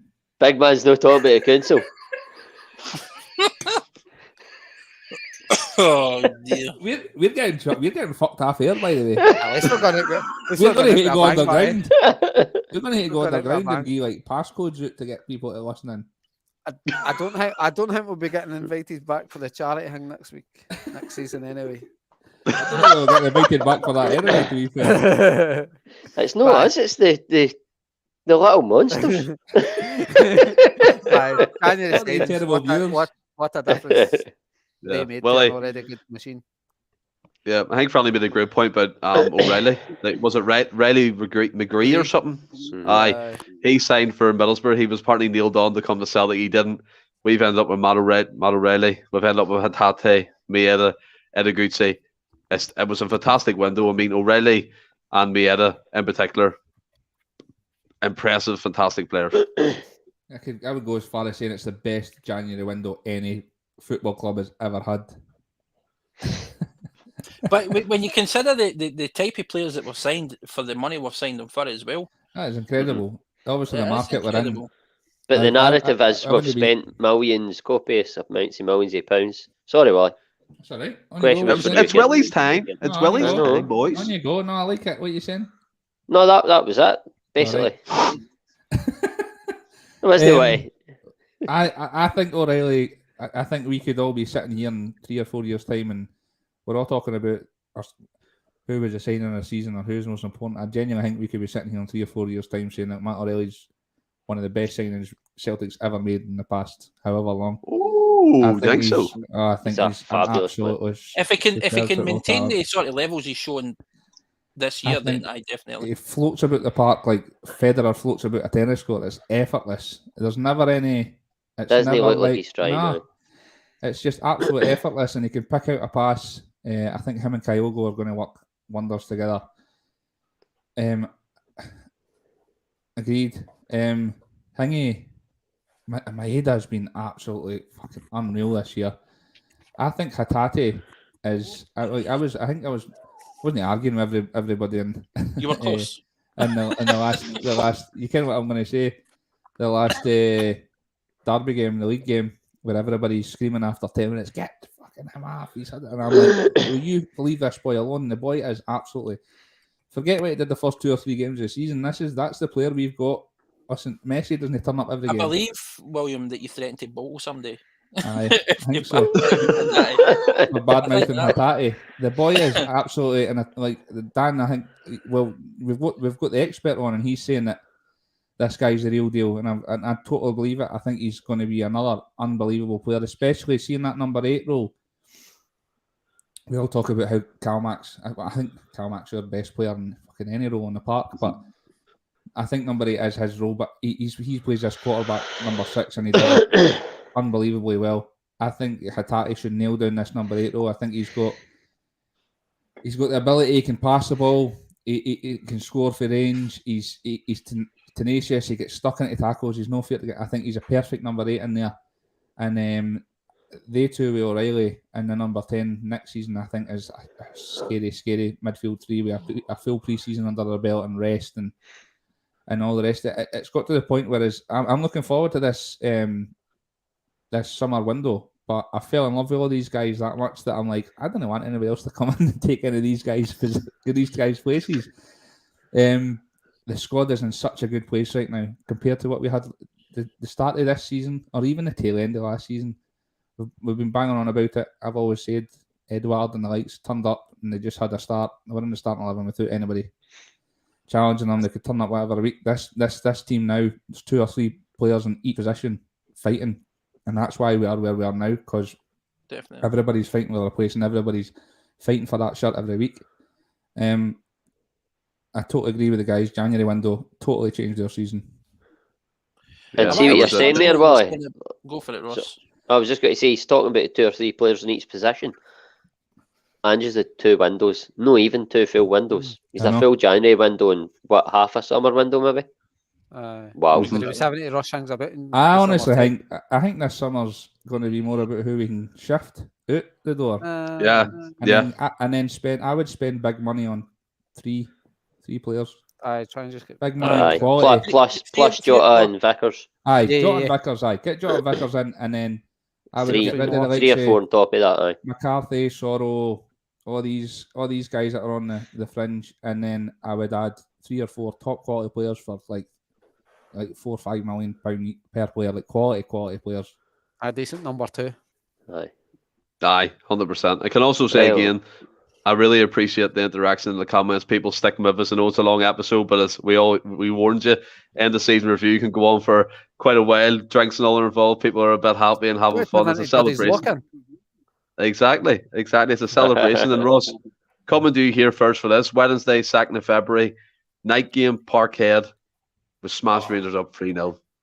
Hatate, as Willie said, he came in them first few games absolutely fantastic. Brilliant game, turning point before of the Ross season. comes, you can come to me last because Lynn's floating about. I didn't want to say that was a really Right. good day about mentioning This is the perfect time to come to Francis Highland. first. What do you think, Ross? It was absolutely fantastic. A night game, a Glasgow Derby game. Aye, Unbelievable. that game was unbelievable. That first half was possibly our best half of football this season. You could argue Easter Road maybe, but I thought we were absolutely dynamite that night. Dynamite, and don't get me wrong, it helped that we got the early goal. It really did, and Hatate was phenomenal that night. Matt O'Reilly came in. It was his first game against Rangers under the lights at Parkhead. But I mean, the team, the manager's performance, talk about it all day. The fans, man, the fans were unbelievable that night. Unbelievable. I wasn't there, but even I said that I done the reaction pod to it, and I said then that even in the pub there was just a different feeling.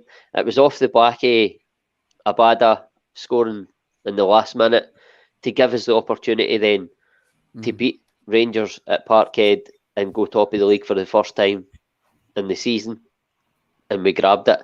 We grabbed it with both hands, and we never let it go quite clearly. But that night, Rangers didn't know what hit them. I think I'm not saying they turned up and thought this'll be easy for us, not for a second, because I don't think Van Bronckhorst would allow his players to do that. And can I just say, by the way, I can't help but like that guy Van Bronckhorst.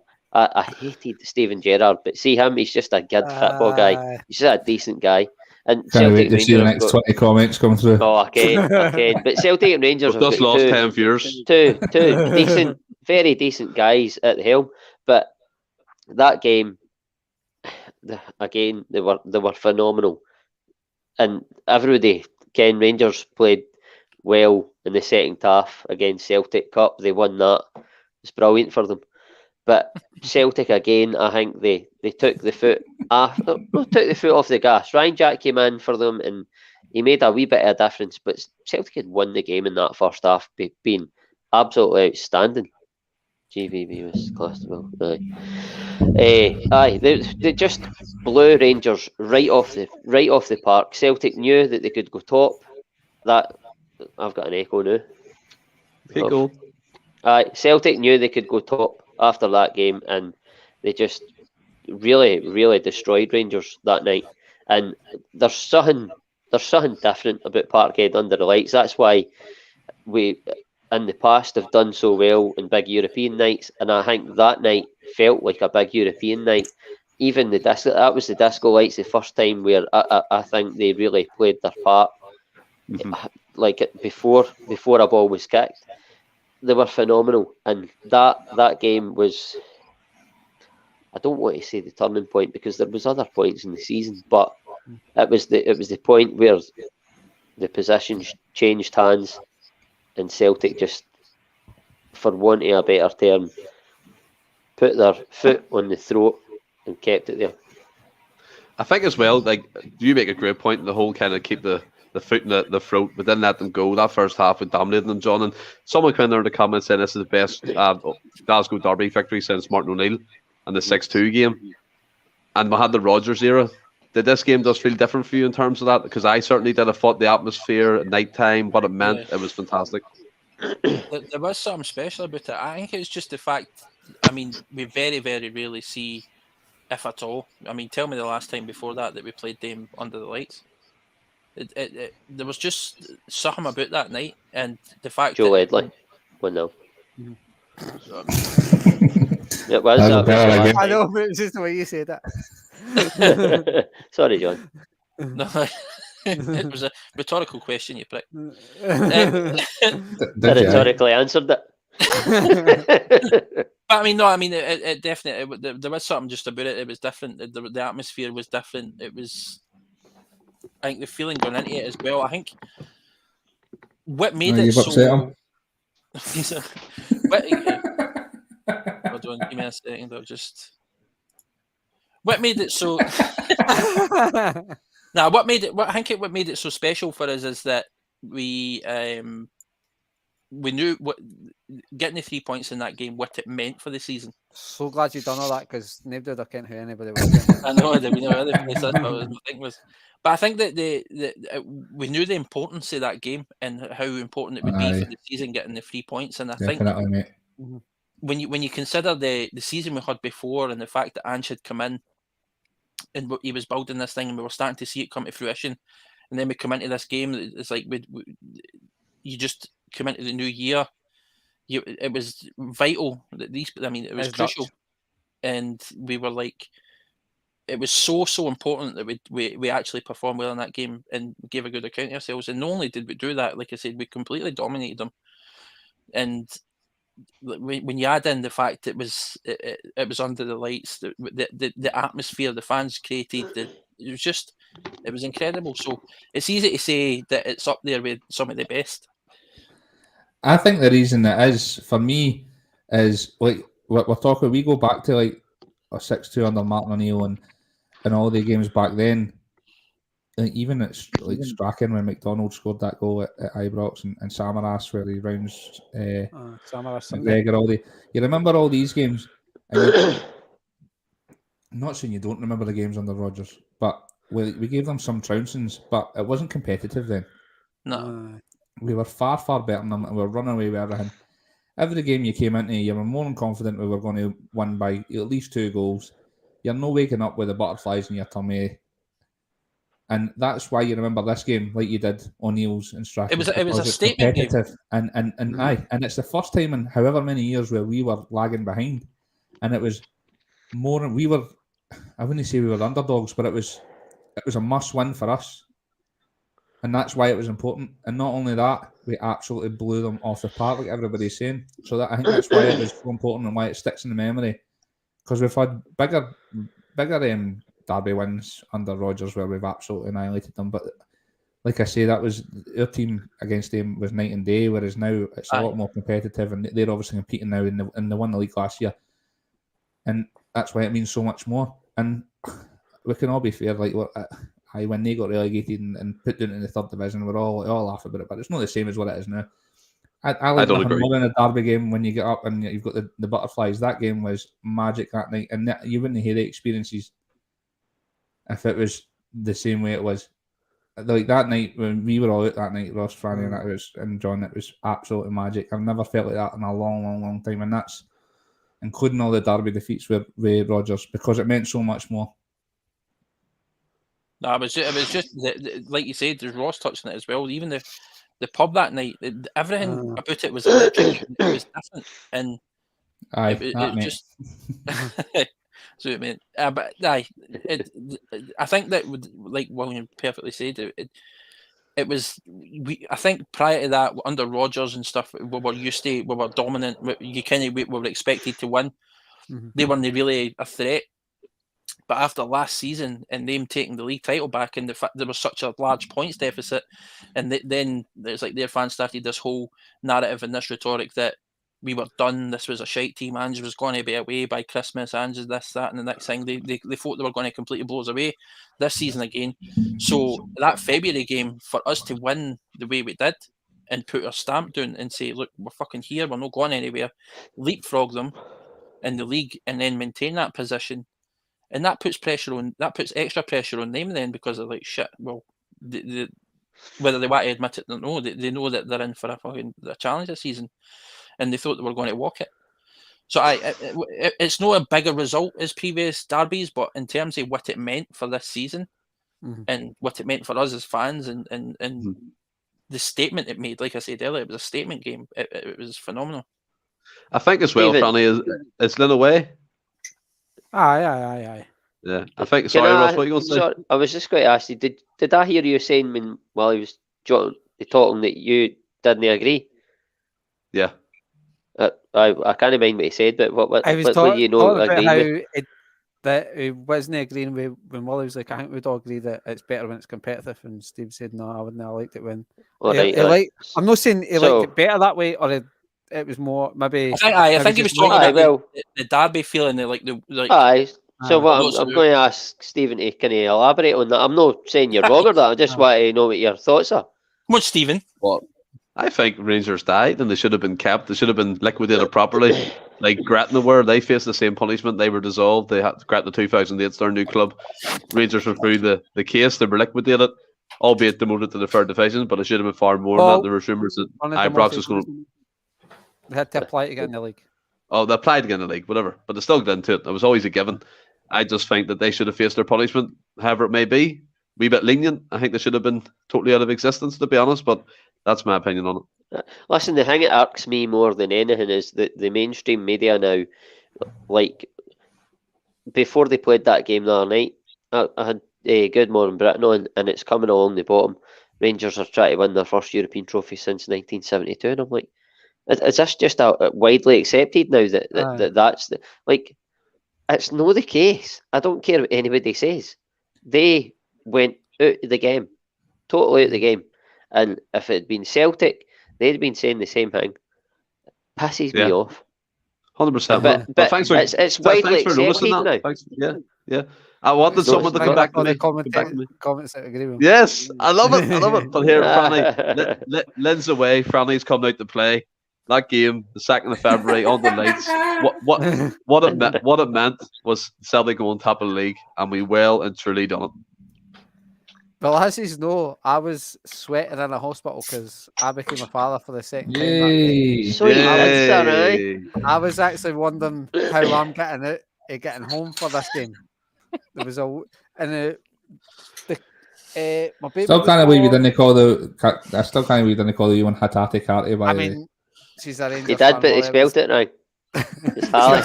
It's Harley. We got Stephen to write the birth certificate. Fuck off, you dick. So she was born very, very early in the day. So I'm sitting thinking, Kirsty, we're getting out there. Time was dragging on. It was getting close. But yeah, I managed to make it out for kick-off, Stephen. And like the boys were saying, under lights, Parkhead under lights is just a wee bit more special, and it's obviously against Rangers. What was at stake? If we win the game, we go top. Our destiny's essentially in our hands. But I think one of the performance aside, which was absolutely amazing, I think for the psyche of the team, I think it was massive, the result, because I think it'd been like 7 games or something. We hadn't actually beaten Rangers, and potentially I think we'd only had 1 draw in that run. So I think mentally for the team and for the fans, it was a massive win. Equally like the game at Ibrox, where they followed that in the weeks after. I think mentally for the team, just to say, we're the real deal. It's not we can stand up against the champions who were the champions at the time, and we're the real deal. This is not just a run of games. We are the real deal, and so I think mentally for the team, be the real deal, aye. It was a massive mental block that we managed to break down, and I think also it gave us one of our most iconic moments that season where Barisic is running back, and we all know what McGregor shape bag. Amazing. He done it the other night, by the way. Done it in the final. He done it again, so the boy for Frankfurt called him a scheisen bag. By the way, one of my favourite moments of that night as well, personally, was Franny was in and he's had a shandy and he's like, "Fuck, I might have to go back to the hospital or something." And all of a sudden, the Holy Grail comes through, the text comes through. I'm got to stay in the hospital overnight. Okay, yeah.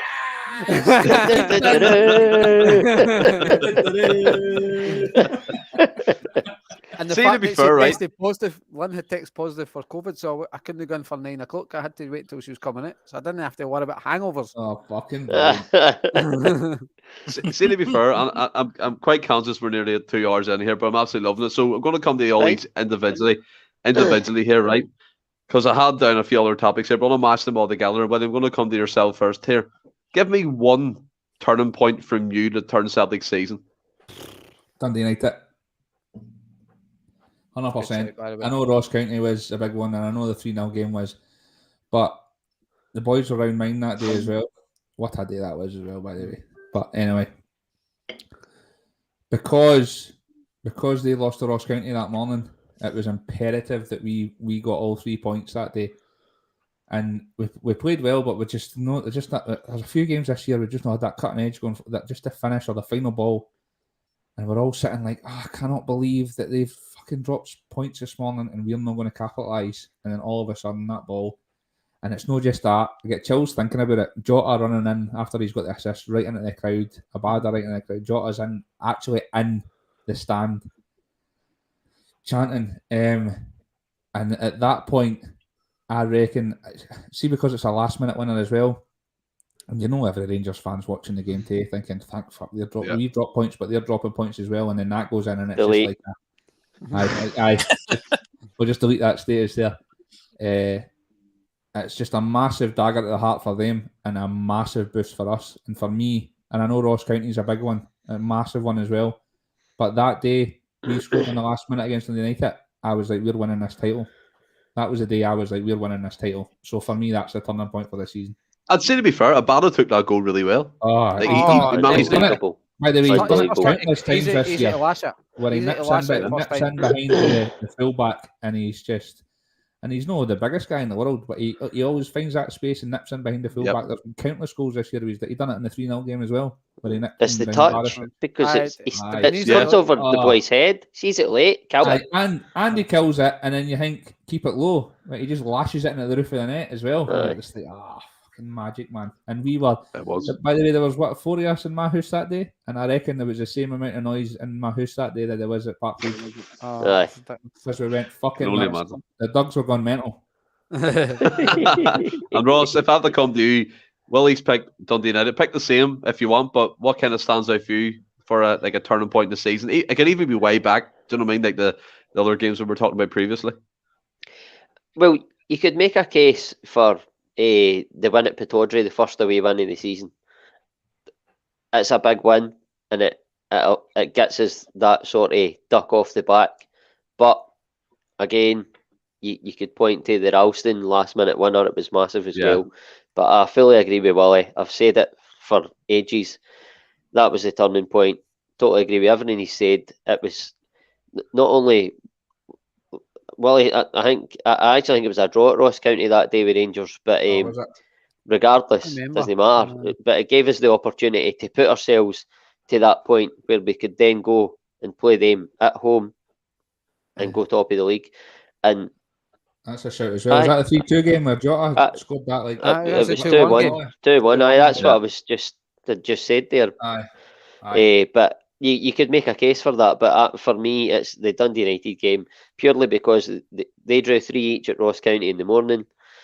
You're thinking, right, this is a chance, and it's 0-0. It's one of the games where you don't think you're just not going to get the ball in the net, and then suddenly, and it's I think the fact that it was a last minute goal, you could win 1-0 against Dundee United, right? And you're no Boyd.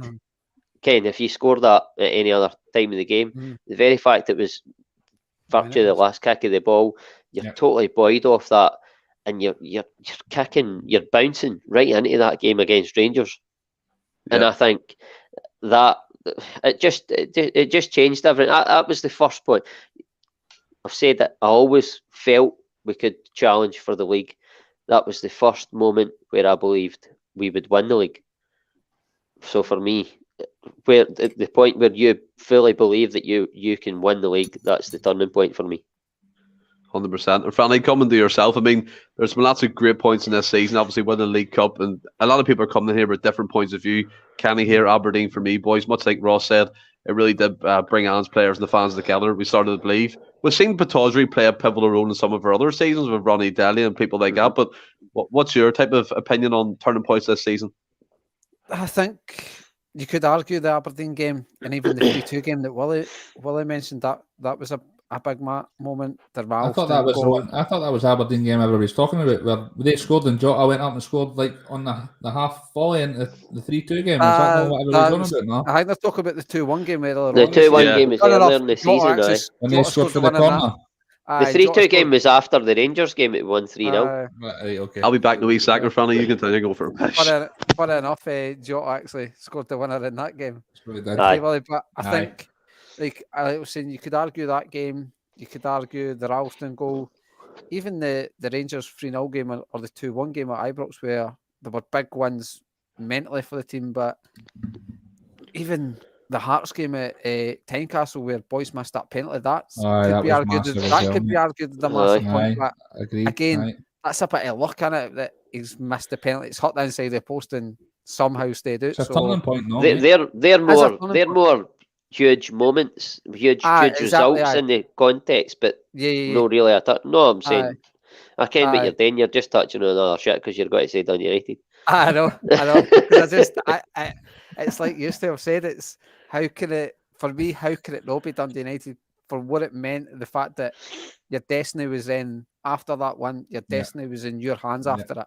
It was if providing you won all your games, didn't matter what anybody else done. You won the league. So, and like you said, it was it was one of the games where you weren't creating plenty of chances, but you were on top, and it just felt like, because obviously, like what William had said, how Rangers had dropped points earlier in the day. Milk. It put us in a position where we could, if we beat Dundee United, then beat Rangers, we're top of the league, and so it put you in a position where, like I said, your destiny was in your hands, and it was turning into a really, really frustrating day. So to then, for Jota just to dig that crosser, because we were sitting, because did we not take Giakoumakis off that game or something? I feel like he was starting. Aye, took Giakoumakis off and put a Abada through the middle, and we were going off for heat. What we're doing that because. Aye, but when Abada came on, mind I said this is going to finish Abada 1-0.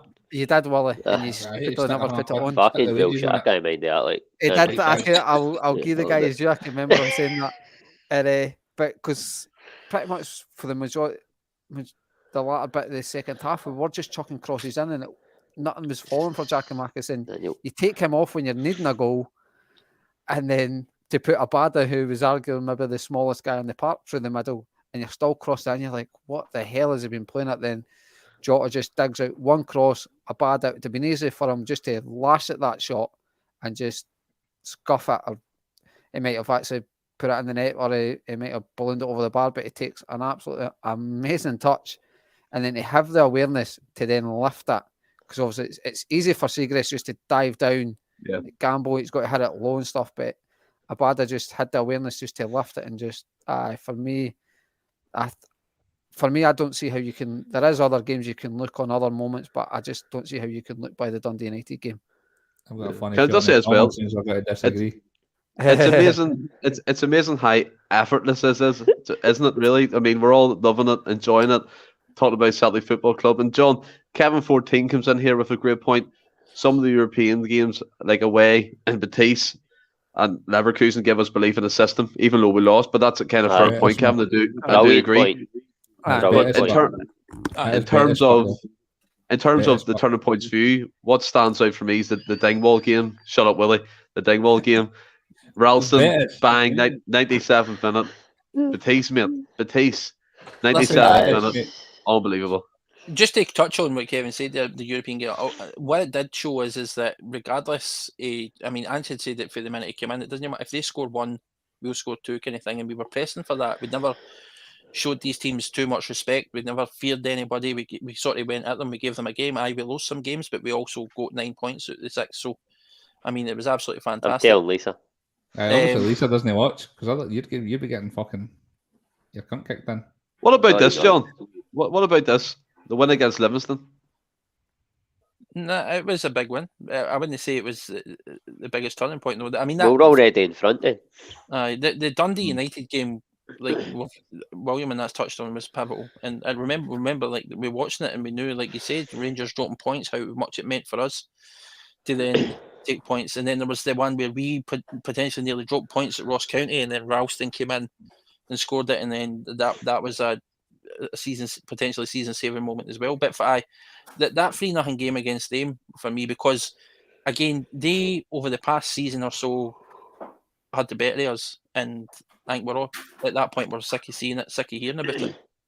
But for Ange to then win in the style we did, as we've already touched on regarding that game, to take 3 points off them ourselves, no relying on anybody else, but for us to then take 3 points off them and then to extend, like put ourselves in that position, it was that for us was absolutely massive. We can't, because I think every game after that, other than the cup game, we drew them, right? So they never took any points off us after that.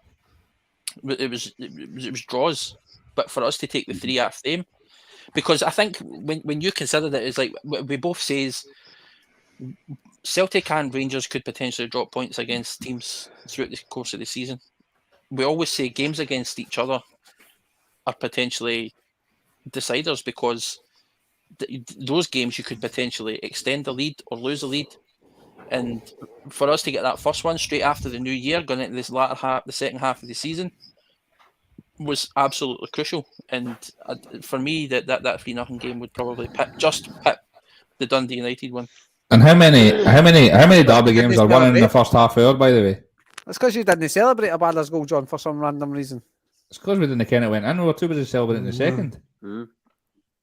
How many Derby games are won in the first half hour?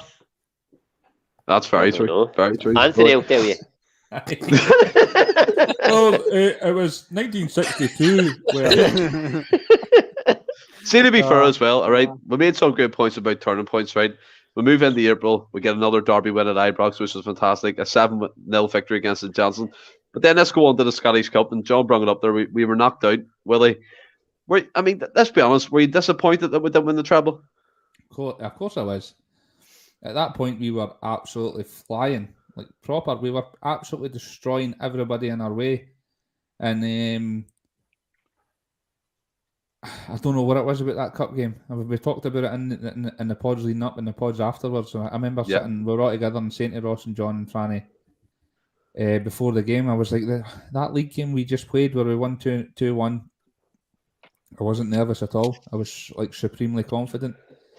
And then in between that, we'd absolutely thumped St Johnstone. Would they win 6-0 against St Johnstone? 7. So you'd think we would actually be even more supremely confident. For some reason, before the game, I was like, don't know if it's because it's a one-off knockout, but we just didn't perform on the day. Unfortunately, we had chances, and if you put them away, then we could.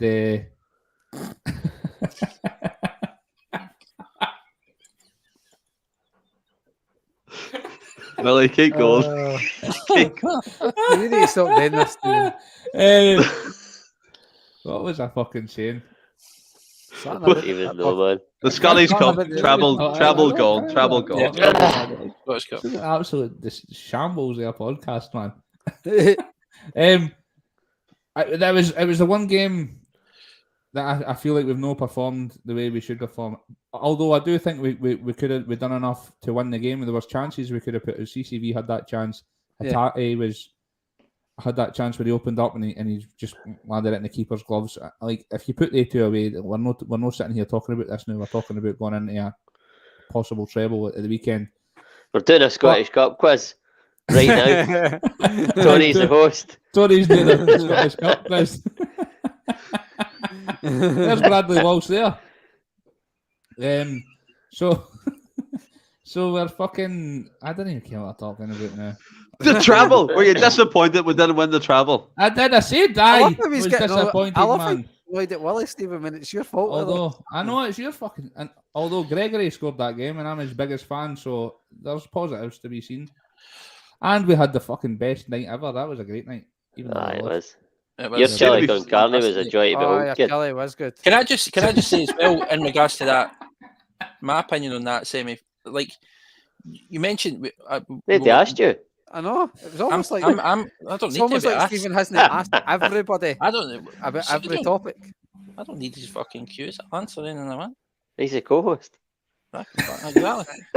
It's my party and I'll cry. I'll decide. Hey, John, go for it, kid. Aye, so I'm saying that Bored. I mean, like you said, we were after pace in that game, and even though that was still the case, we were still every bit as good as them, and it took them the extra time to get the better of us. So I think, like you said, it was shite to lose it. You were on for a treble. We'd showed prior that we had their number. It wasn't to be that game, but we'd still were on course for a double. And I said, if you'd have offered that at the start of the season, I'd have absolutely bit the hand happy. Just happens, man. CCV puts that chance away. It's a different game, and it's like it's ebbs and flows. It's going to happen every other game. I'm more than happy than what we've done this season. It wasn't like we were dominated. It wasn't like the 3-0 game. It wasn't like they completely blew us off the park or they absolutely scudded us. They at probably their best were struggling to find a winner against us when we were poor. If they'd have blew us out the water and it was 3-0 to them, it would have been far It's worse. a very even game. They were more clinical. We weren't, and that was why they won. And that's it. I think that's pretty well summed up. But I mean, John with his arrogant self coming in there, he wee dick. But fair enough, that was quite funny. But coming to you, Franny. I mean, about the game, I was disappointed with them when the treble. Yes, John's right. They took us the extra time. They didn't blow us out of the water, but we just looked a bit. Not ourselves. We looked like we were lost. I think Kevin 14 made that point. We didn't get click into gear. It was one of the down moments for me of the season, if you could pick one. I just think it was just a kind of typical cup tie, Stephen. It was, like Wally said, it was a fairly even game without... No team really was brilliant, I thought, that day. It was just one of the days, and I think it was a wee bit... I think a lot of the disappointment within the fan base came... with normalising trebles and stuff. It became winning a treble became the norm, and it's actually quite a really hard thing today. So yeah, it's disappointment to be in the conversation of doing a treble come Saturday. I think Joe's bang on. I think middle of the park. They were more physical in the middle of the park. And that's 100%. I don't know what to get John started on referees, but they were allowed to be. Aye. The referee could have refereed the game better that day, but you can't really blame Rangers for that. It's on the referee to stop them doing what they were doing. But it was just one of the days. They can't be at it every game, and they were more clinical than us. And it was just it was one of the days. It was disappointing to not be in the conversation of the treble because of how close you got, but I think a lot of that disappointment is based on how normalising we had made winning a treble. That's the statement of the night, by the way. Yeah, fucking said it earlier on. Get the fuck. But Ross, you're right. You did say it earlier on, but Franny kind of emphasised the point that we normalised. We had a quadruple treble under our system there. It was fantastic. Albeit when that last season there was, I mean, we didn't win anything. But Postacoglu's come in. We're knocked out of the We were knocked out of the Scottish Cup. Yes, disappointing, but the treble, league double. If in hindsight, if you're offered the league double, would you have took it? John's on the Tinder again. Well, I've said previously, like on the run up to that game against Rangers in the semi-final, we were at that point where it was very close and we were playing really well. And I said at the time that if we didn't get the treble, I would be disappointed. But for where we came from in the summer to get a double, I would be satisfied. And I'm sitting here with a bottle of Stella, chatting to my mates about a wonderful season that we've had, and I am satisfied. I think that's a cheers moment, boys. A cheers moment. Cheers to everybody. Can I still get it on the screen? Just follow your camera. I know. Just put it towards the fucking. I don't know where my camera is. I've got a pad. It's not a fancy laptop like all the office workers there. And say to be fair as well, right, John? I'll fast forward to May. The final Derby game ends in a draw. We remain unbeaten the whole month, 2 draws and 2 wins, and we seal the title with a fantastic win against Motherwell. Let's sum this season up in a couple of words. Whatever you want to do, emphasise on it if you want. For me, it's just been fantastic. Celtic's back again. Postacoglu's brought the supporters, everyone together, the team together. He's incredible. The team's incredible. What was saying? I agree. That's Brilliant. Thanks very much. Ross, what about you? You let us say something up a couple of words. No, but emphasise if you want. I mean, you pretty much said when I would say anyway. Like, it's been fantastic. It's better than we expected at the start of the season. Ange has been an absolute breath of fresh air. He's a revelation. We've all fell in love with him. He's been fantastic. The signings he's made have been incredible, and it's exciting. And I think like that when we were going for your treble and your quadruple treble and all that, we were absolutely dominating the Scottish football landscape and everything else. Then we had, after that season, last season, I think everybody's head dropped. So to be where we are now and talking about it like we are now is fantastic. It's incredible. Listen, I actually have a spotlight on here. There is a light. The reason I don't have this light on is because it's shite. It doesn't actually illuminate anything. And this big black shit here behind me, I'm explaining. That's a window. If I open that window, my camera won't focus on me. I'll just look like a fucking silhouette. So you might get, at least you might get Yorkie brushing his teeth. Aye. John's filming for the Dreadnought tonight. I think as well, Ross, John makes a great point, right? You look at the celebrations we had against Motherwell, Anne's walking out to the land down under. The players, we said it in the previous pod, stayed out for like an hour and a half with the supporters. It was a celebration. They looked like they wanted to be there. They loved the club from what we can see. The fans have a connection. Postecoglou's done all that. And for me, it's been an absolutely fantastic season for Celtic Football Club. Definitely. Champions. That's what we are. Yes, Ross. Yes. Listen, the connection is back. Celtic are back. Donny, I can rig his meter. I must stop. I was going into a full Anthony speech here and I've lost it. Come on, let Ross, take it away, man. Because I want you to speak about it. Celtic are back. The connection's back with the fans. We're champions. The team are ticking. We've got a new captain who has stepped in and filled the shoes. No, not filled, but stepped into the shoes of Scott Brown in a different way. We're just... It's been a tremendous season. I was going to say beyond my wildest dreams. Can I ask you a quick question? Is it a better feeling than the trebles under Rodgers? It's a different feeling. It's a different feeling. The quadruple trebles under Rodgers, I remember being out and celebrating them and screaming in folks' faces like that. We will never see anything like this again. Kissing guys full on the lips. I mean, what? This is it's as satisfying as that. It's not as historic. It's not as historical. It's not as historical. It's as satisfying. But better than 2, 3, and 4. I don't know. But it's a different feeling. But it's every bit as satisfying, and it's an amazing season for where we were, and it's right up there with when it's not as good as stopping the 10, but it's similar. Everybody's alluded to it and all the different podcasts. He was saying it's like asking who's your favourite child, and I said my second one.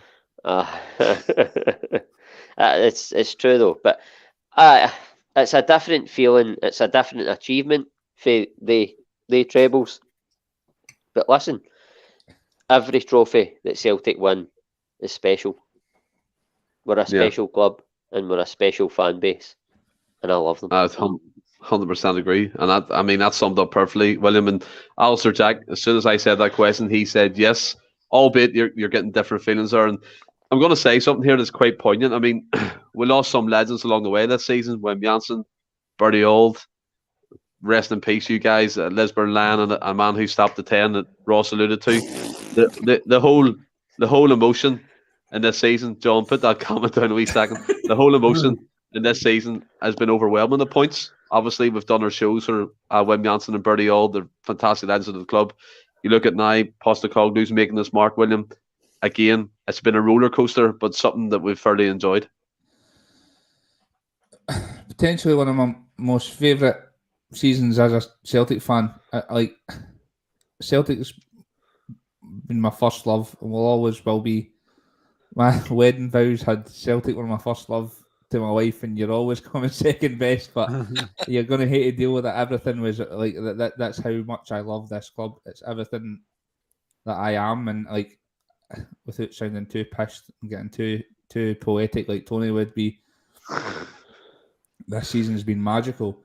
And for me, like you asked the question about the trebles, the first treble, I'll never ever have a feeling like that in my life. When Rogic scored that goal, I've never, like, I felt it was like an outer body experience. Never ever felt anything like it. This season has been magical. I cried my eyes out last week when Rogic walked off that park. I swear to God, actually bawled. When my dad was in watching with me, I was in tears, like looking away from my dad, like, I hope he doesn't see me greeting. Turning at my dad, he's bawling his eyes out as well. I think that's the mark of the club. And one man's came into this club and absolutely turned everything upside down for me. And it's been so emotional this year. Not only because of what happened last year, but because of this podcast as well. Yeah. I'm watching the games in a different light now. Like, I watch as a fan, but I'm a bit more analytical as well.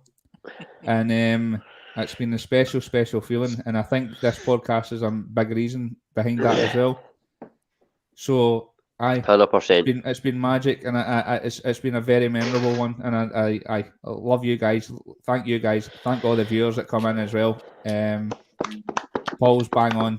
Never felt so connected. I absolutely love this club, and it's.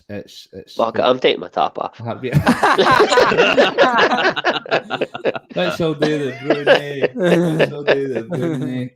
So special feeling. And when Ange had that last speech, I was like shivers all in my body, absolute goosebumps.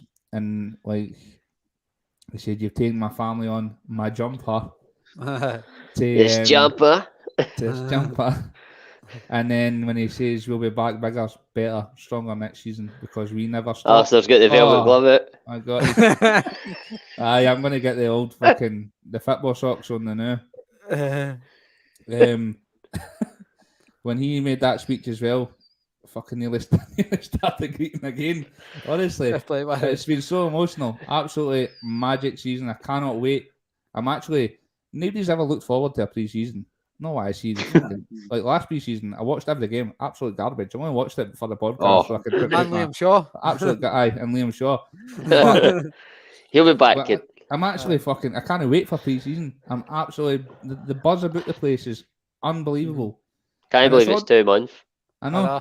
And it's all down to, I cannot believe it's all down to one man. I swear to God, I've never loved a man like that other than my You're welcome. And I love fucking Ange Postecoglou. I think, Willie, you're bang on. I mean, what I will say before I come to you, Franny, this season's been emotional. It's been a roller coaster. You've seen Calmac replacing Brown as captain, Postecoglou coming in overseeing a massive rebuild. And can I just say on a personal level, I don't know if my grandad stayed on this long, but it's been absolutely fantastic watching every single game of my grandfather because we love it. We always talk about. Cheers to the granddad. Cheers, Lawrence. Cheers, Lawrence Leyland. Grandad, yep. I mean, it's been. Ross's pints are here. It's there, kid. It's just one of them things, like you said, Willie. The connection you feel with the club. You're watching it with your old man, and you're crying, and me and my granddad looked at each other. Albeit we didn't quite cry, but we had a wee bit of tears in our eyes, and it was fantastic, Franny. Postecoglou in that speech, the players afterwards, Rodgers and Beaton leaving. It was so fitting that they both left as champions, wasn't it? Before I start, did you and John get your lick off the same folk? I mean, so he's barefoot. Oh no, I have the windows open. It was daylight when we started. The big lion, kid. Energy crisis, man. I understand. Like, I'll rig your meter, kid. I'll look after the boys. We're going to get lifted by the Class A's and meter rigging. Right, as you were, Francis. Like, one of the boys have touched on it. Like, Kenny, mate.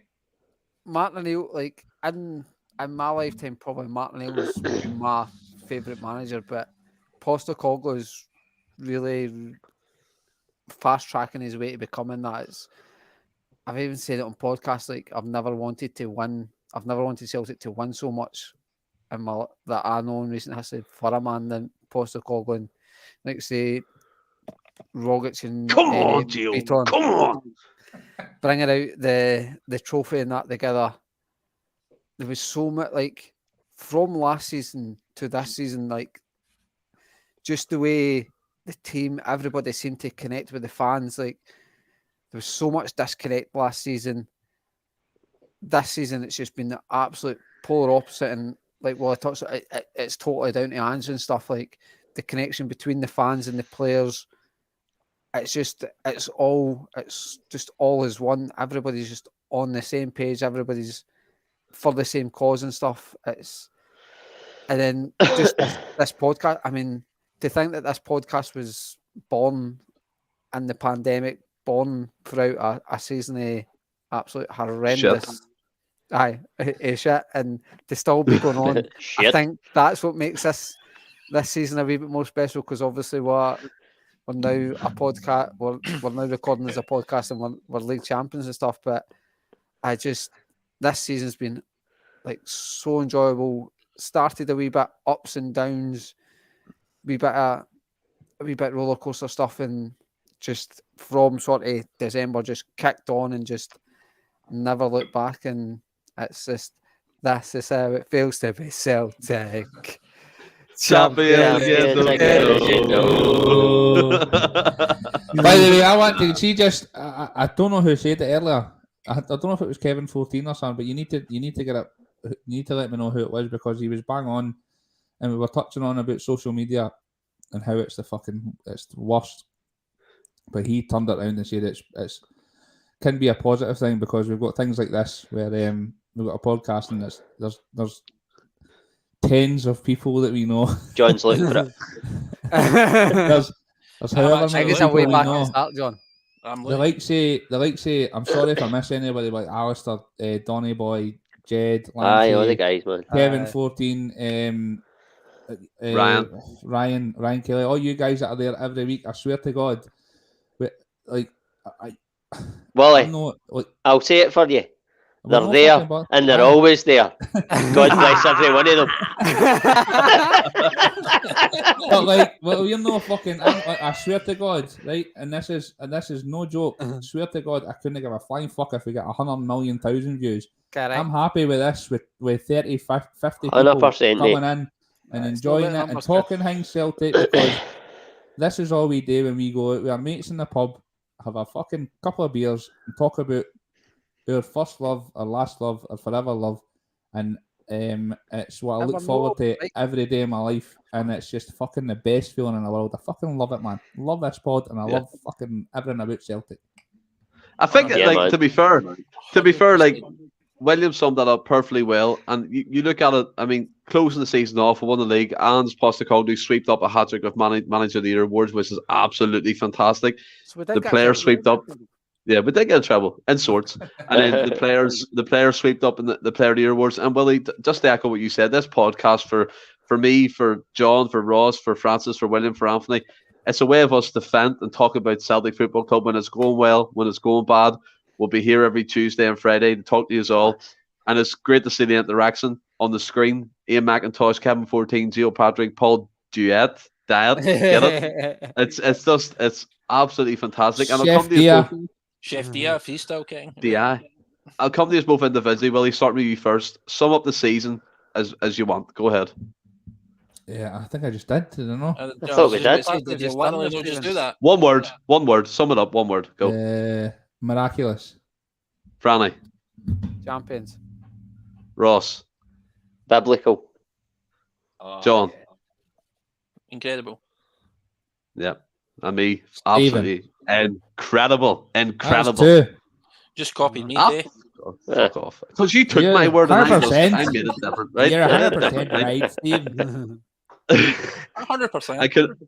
Can I just say, Alistair Jack comes in here, miracle, 100%, mate, absolutely quality. Sure and then Ryan Kelly, what a show this has been tonight. And I can appreciate. Shut up, Willie. I can appreciate. People have hanged on us for 2 hours and 19 minutes, and won't keep us any longer. Hung's the word, get hung. It's hang, whatever, hung on, whatever. Don't give a shit. I'm half pissed. It's fine. I know It's been a fine, fantastic kid. show. I'm just being The a end of tit, just being season review, Endless Celts podcast. We're going to take a break, but we'll be in touch. Obviously, when we're back on again, won't be that long, about 2 weeks, whatever. We're just going to take a wee close season break for ourselves, and hopefully you guys are with us next season. And But then, listen, if MD's missing out, you'll catch me on Twitter and that. See, just to go along with the show, it's been an absolute shambles. Are we not doing something next week? No. I know. oh, if you just want to do something next week, go I ahead. thought we man. were doing Either fun happening the next week, guys. If we're doing wee. End of the season awards. If we're doing the awards thing, Well- you can't drag it out. There you go. Aye, it needs to be next Paul, week, Paul, next that, week. we're not taking a break. We're back next We're week not. again. Was So it there you go. we never stop? Obviously, might aye. not be on the Tuesday. Yes, Never. John. Yes, John. Stephen's obviously wanting a break, so I'll just host next week. We've got the fucking Yes. award show, so I'll do We that. probably won't be on Tuesday. No, we'll Friday find next something week, today. probably. We'll find something today. Listen, if I have to come on myself on Tuesday, I'll do it. Fuck you. On your By the way, I just want to echo what everybody else is Taking a saying. break, but he's on Friday and Tuesday. Aye. See the support we've had here. Granny splits. You know?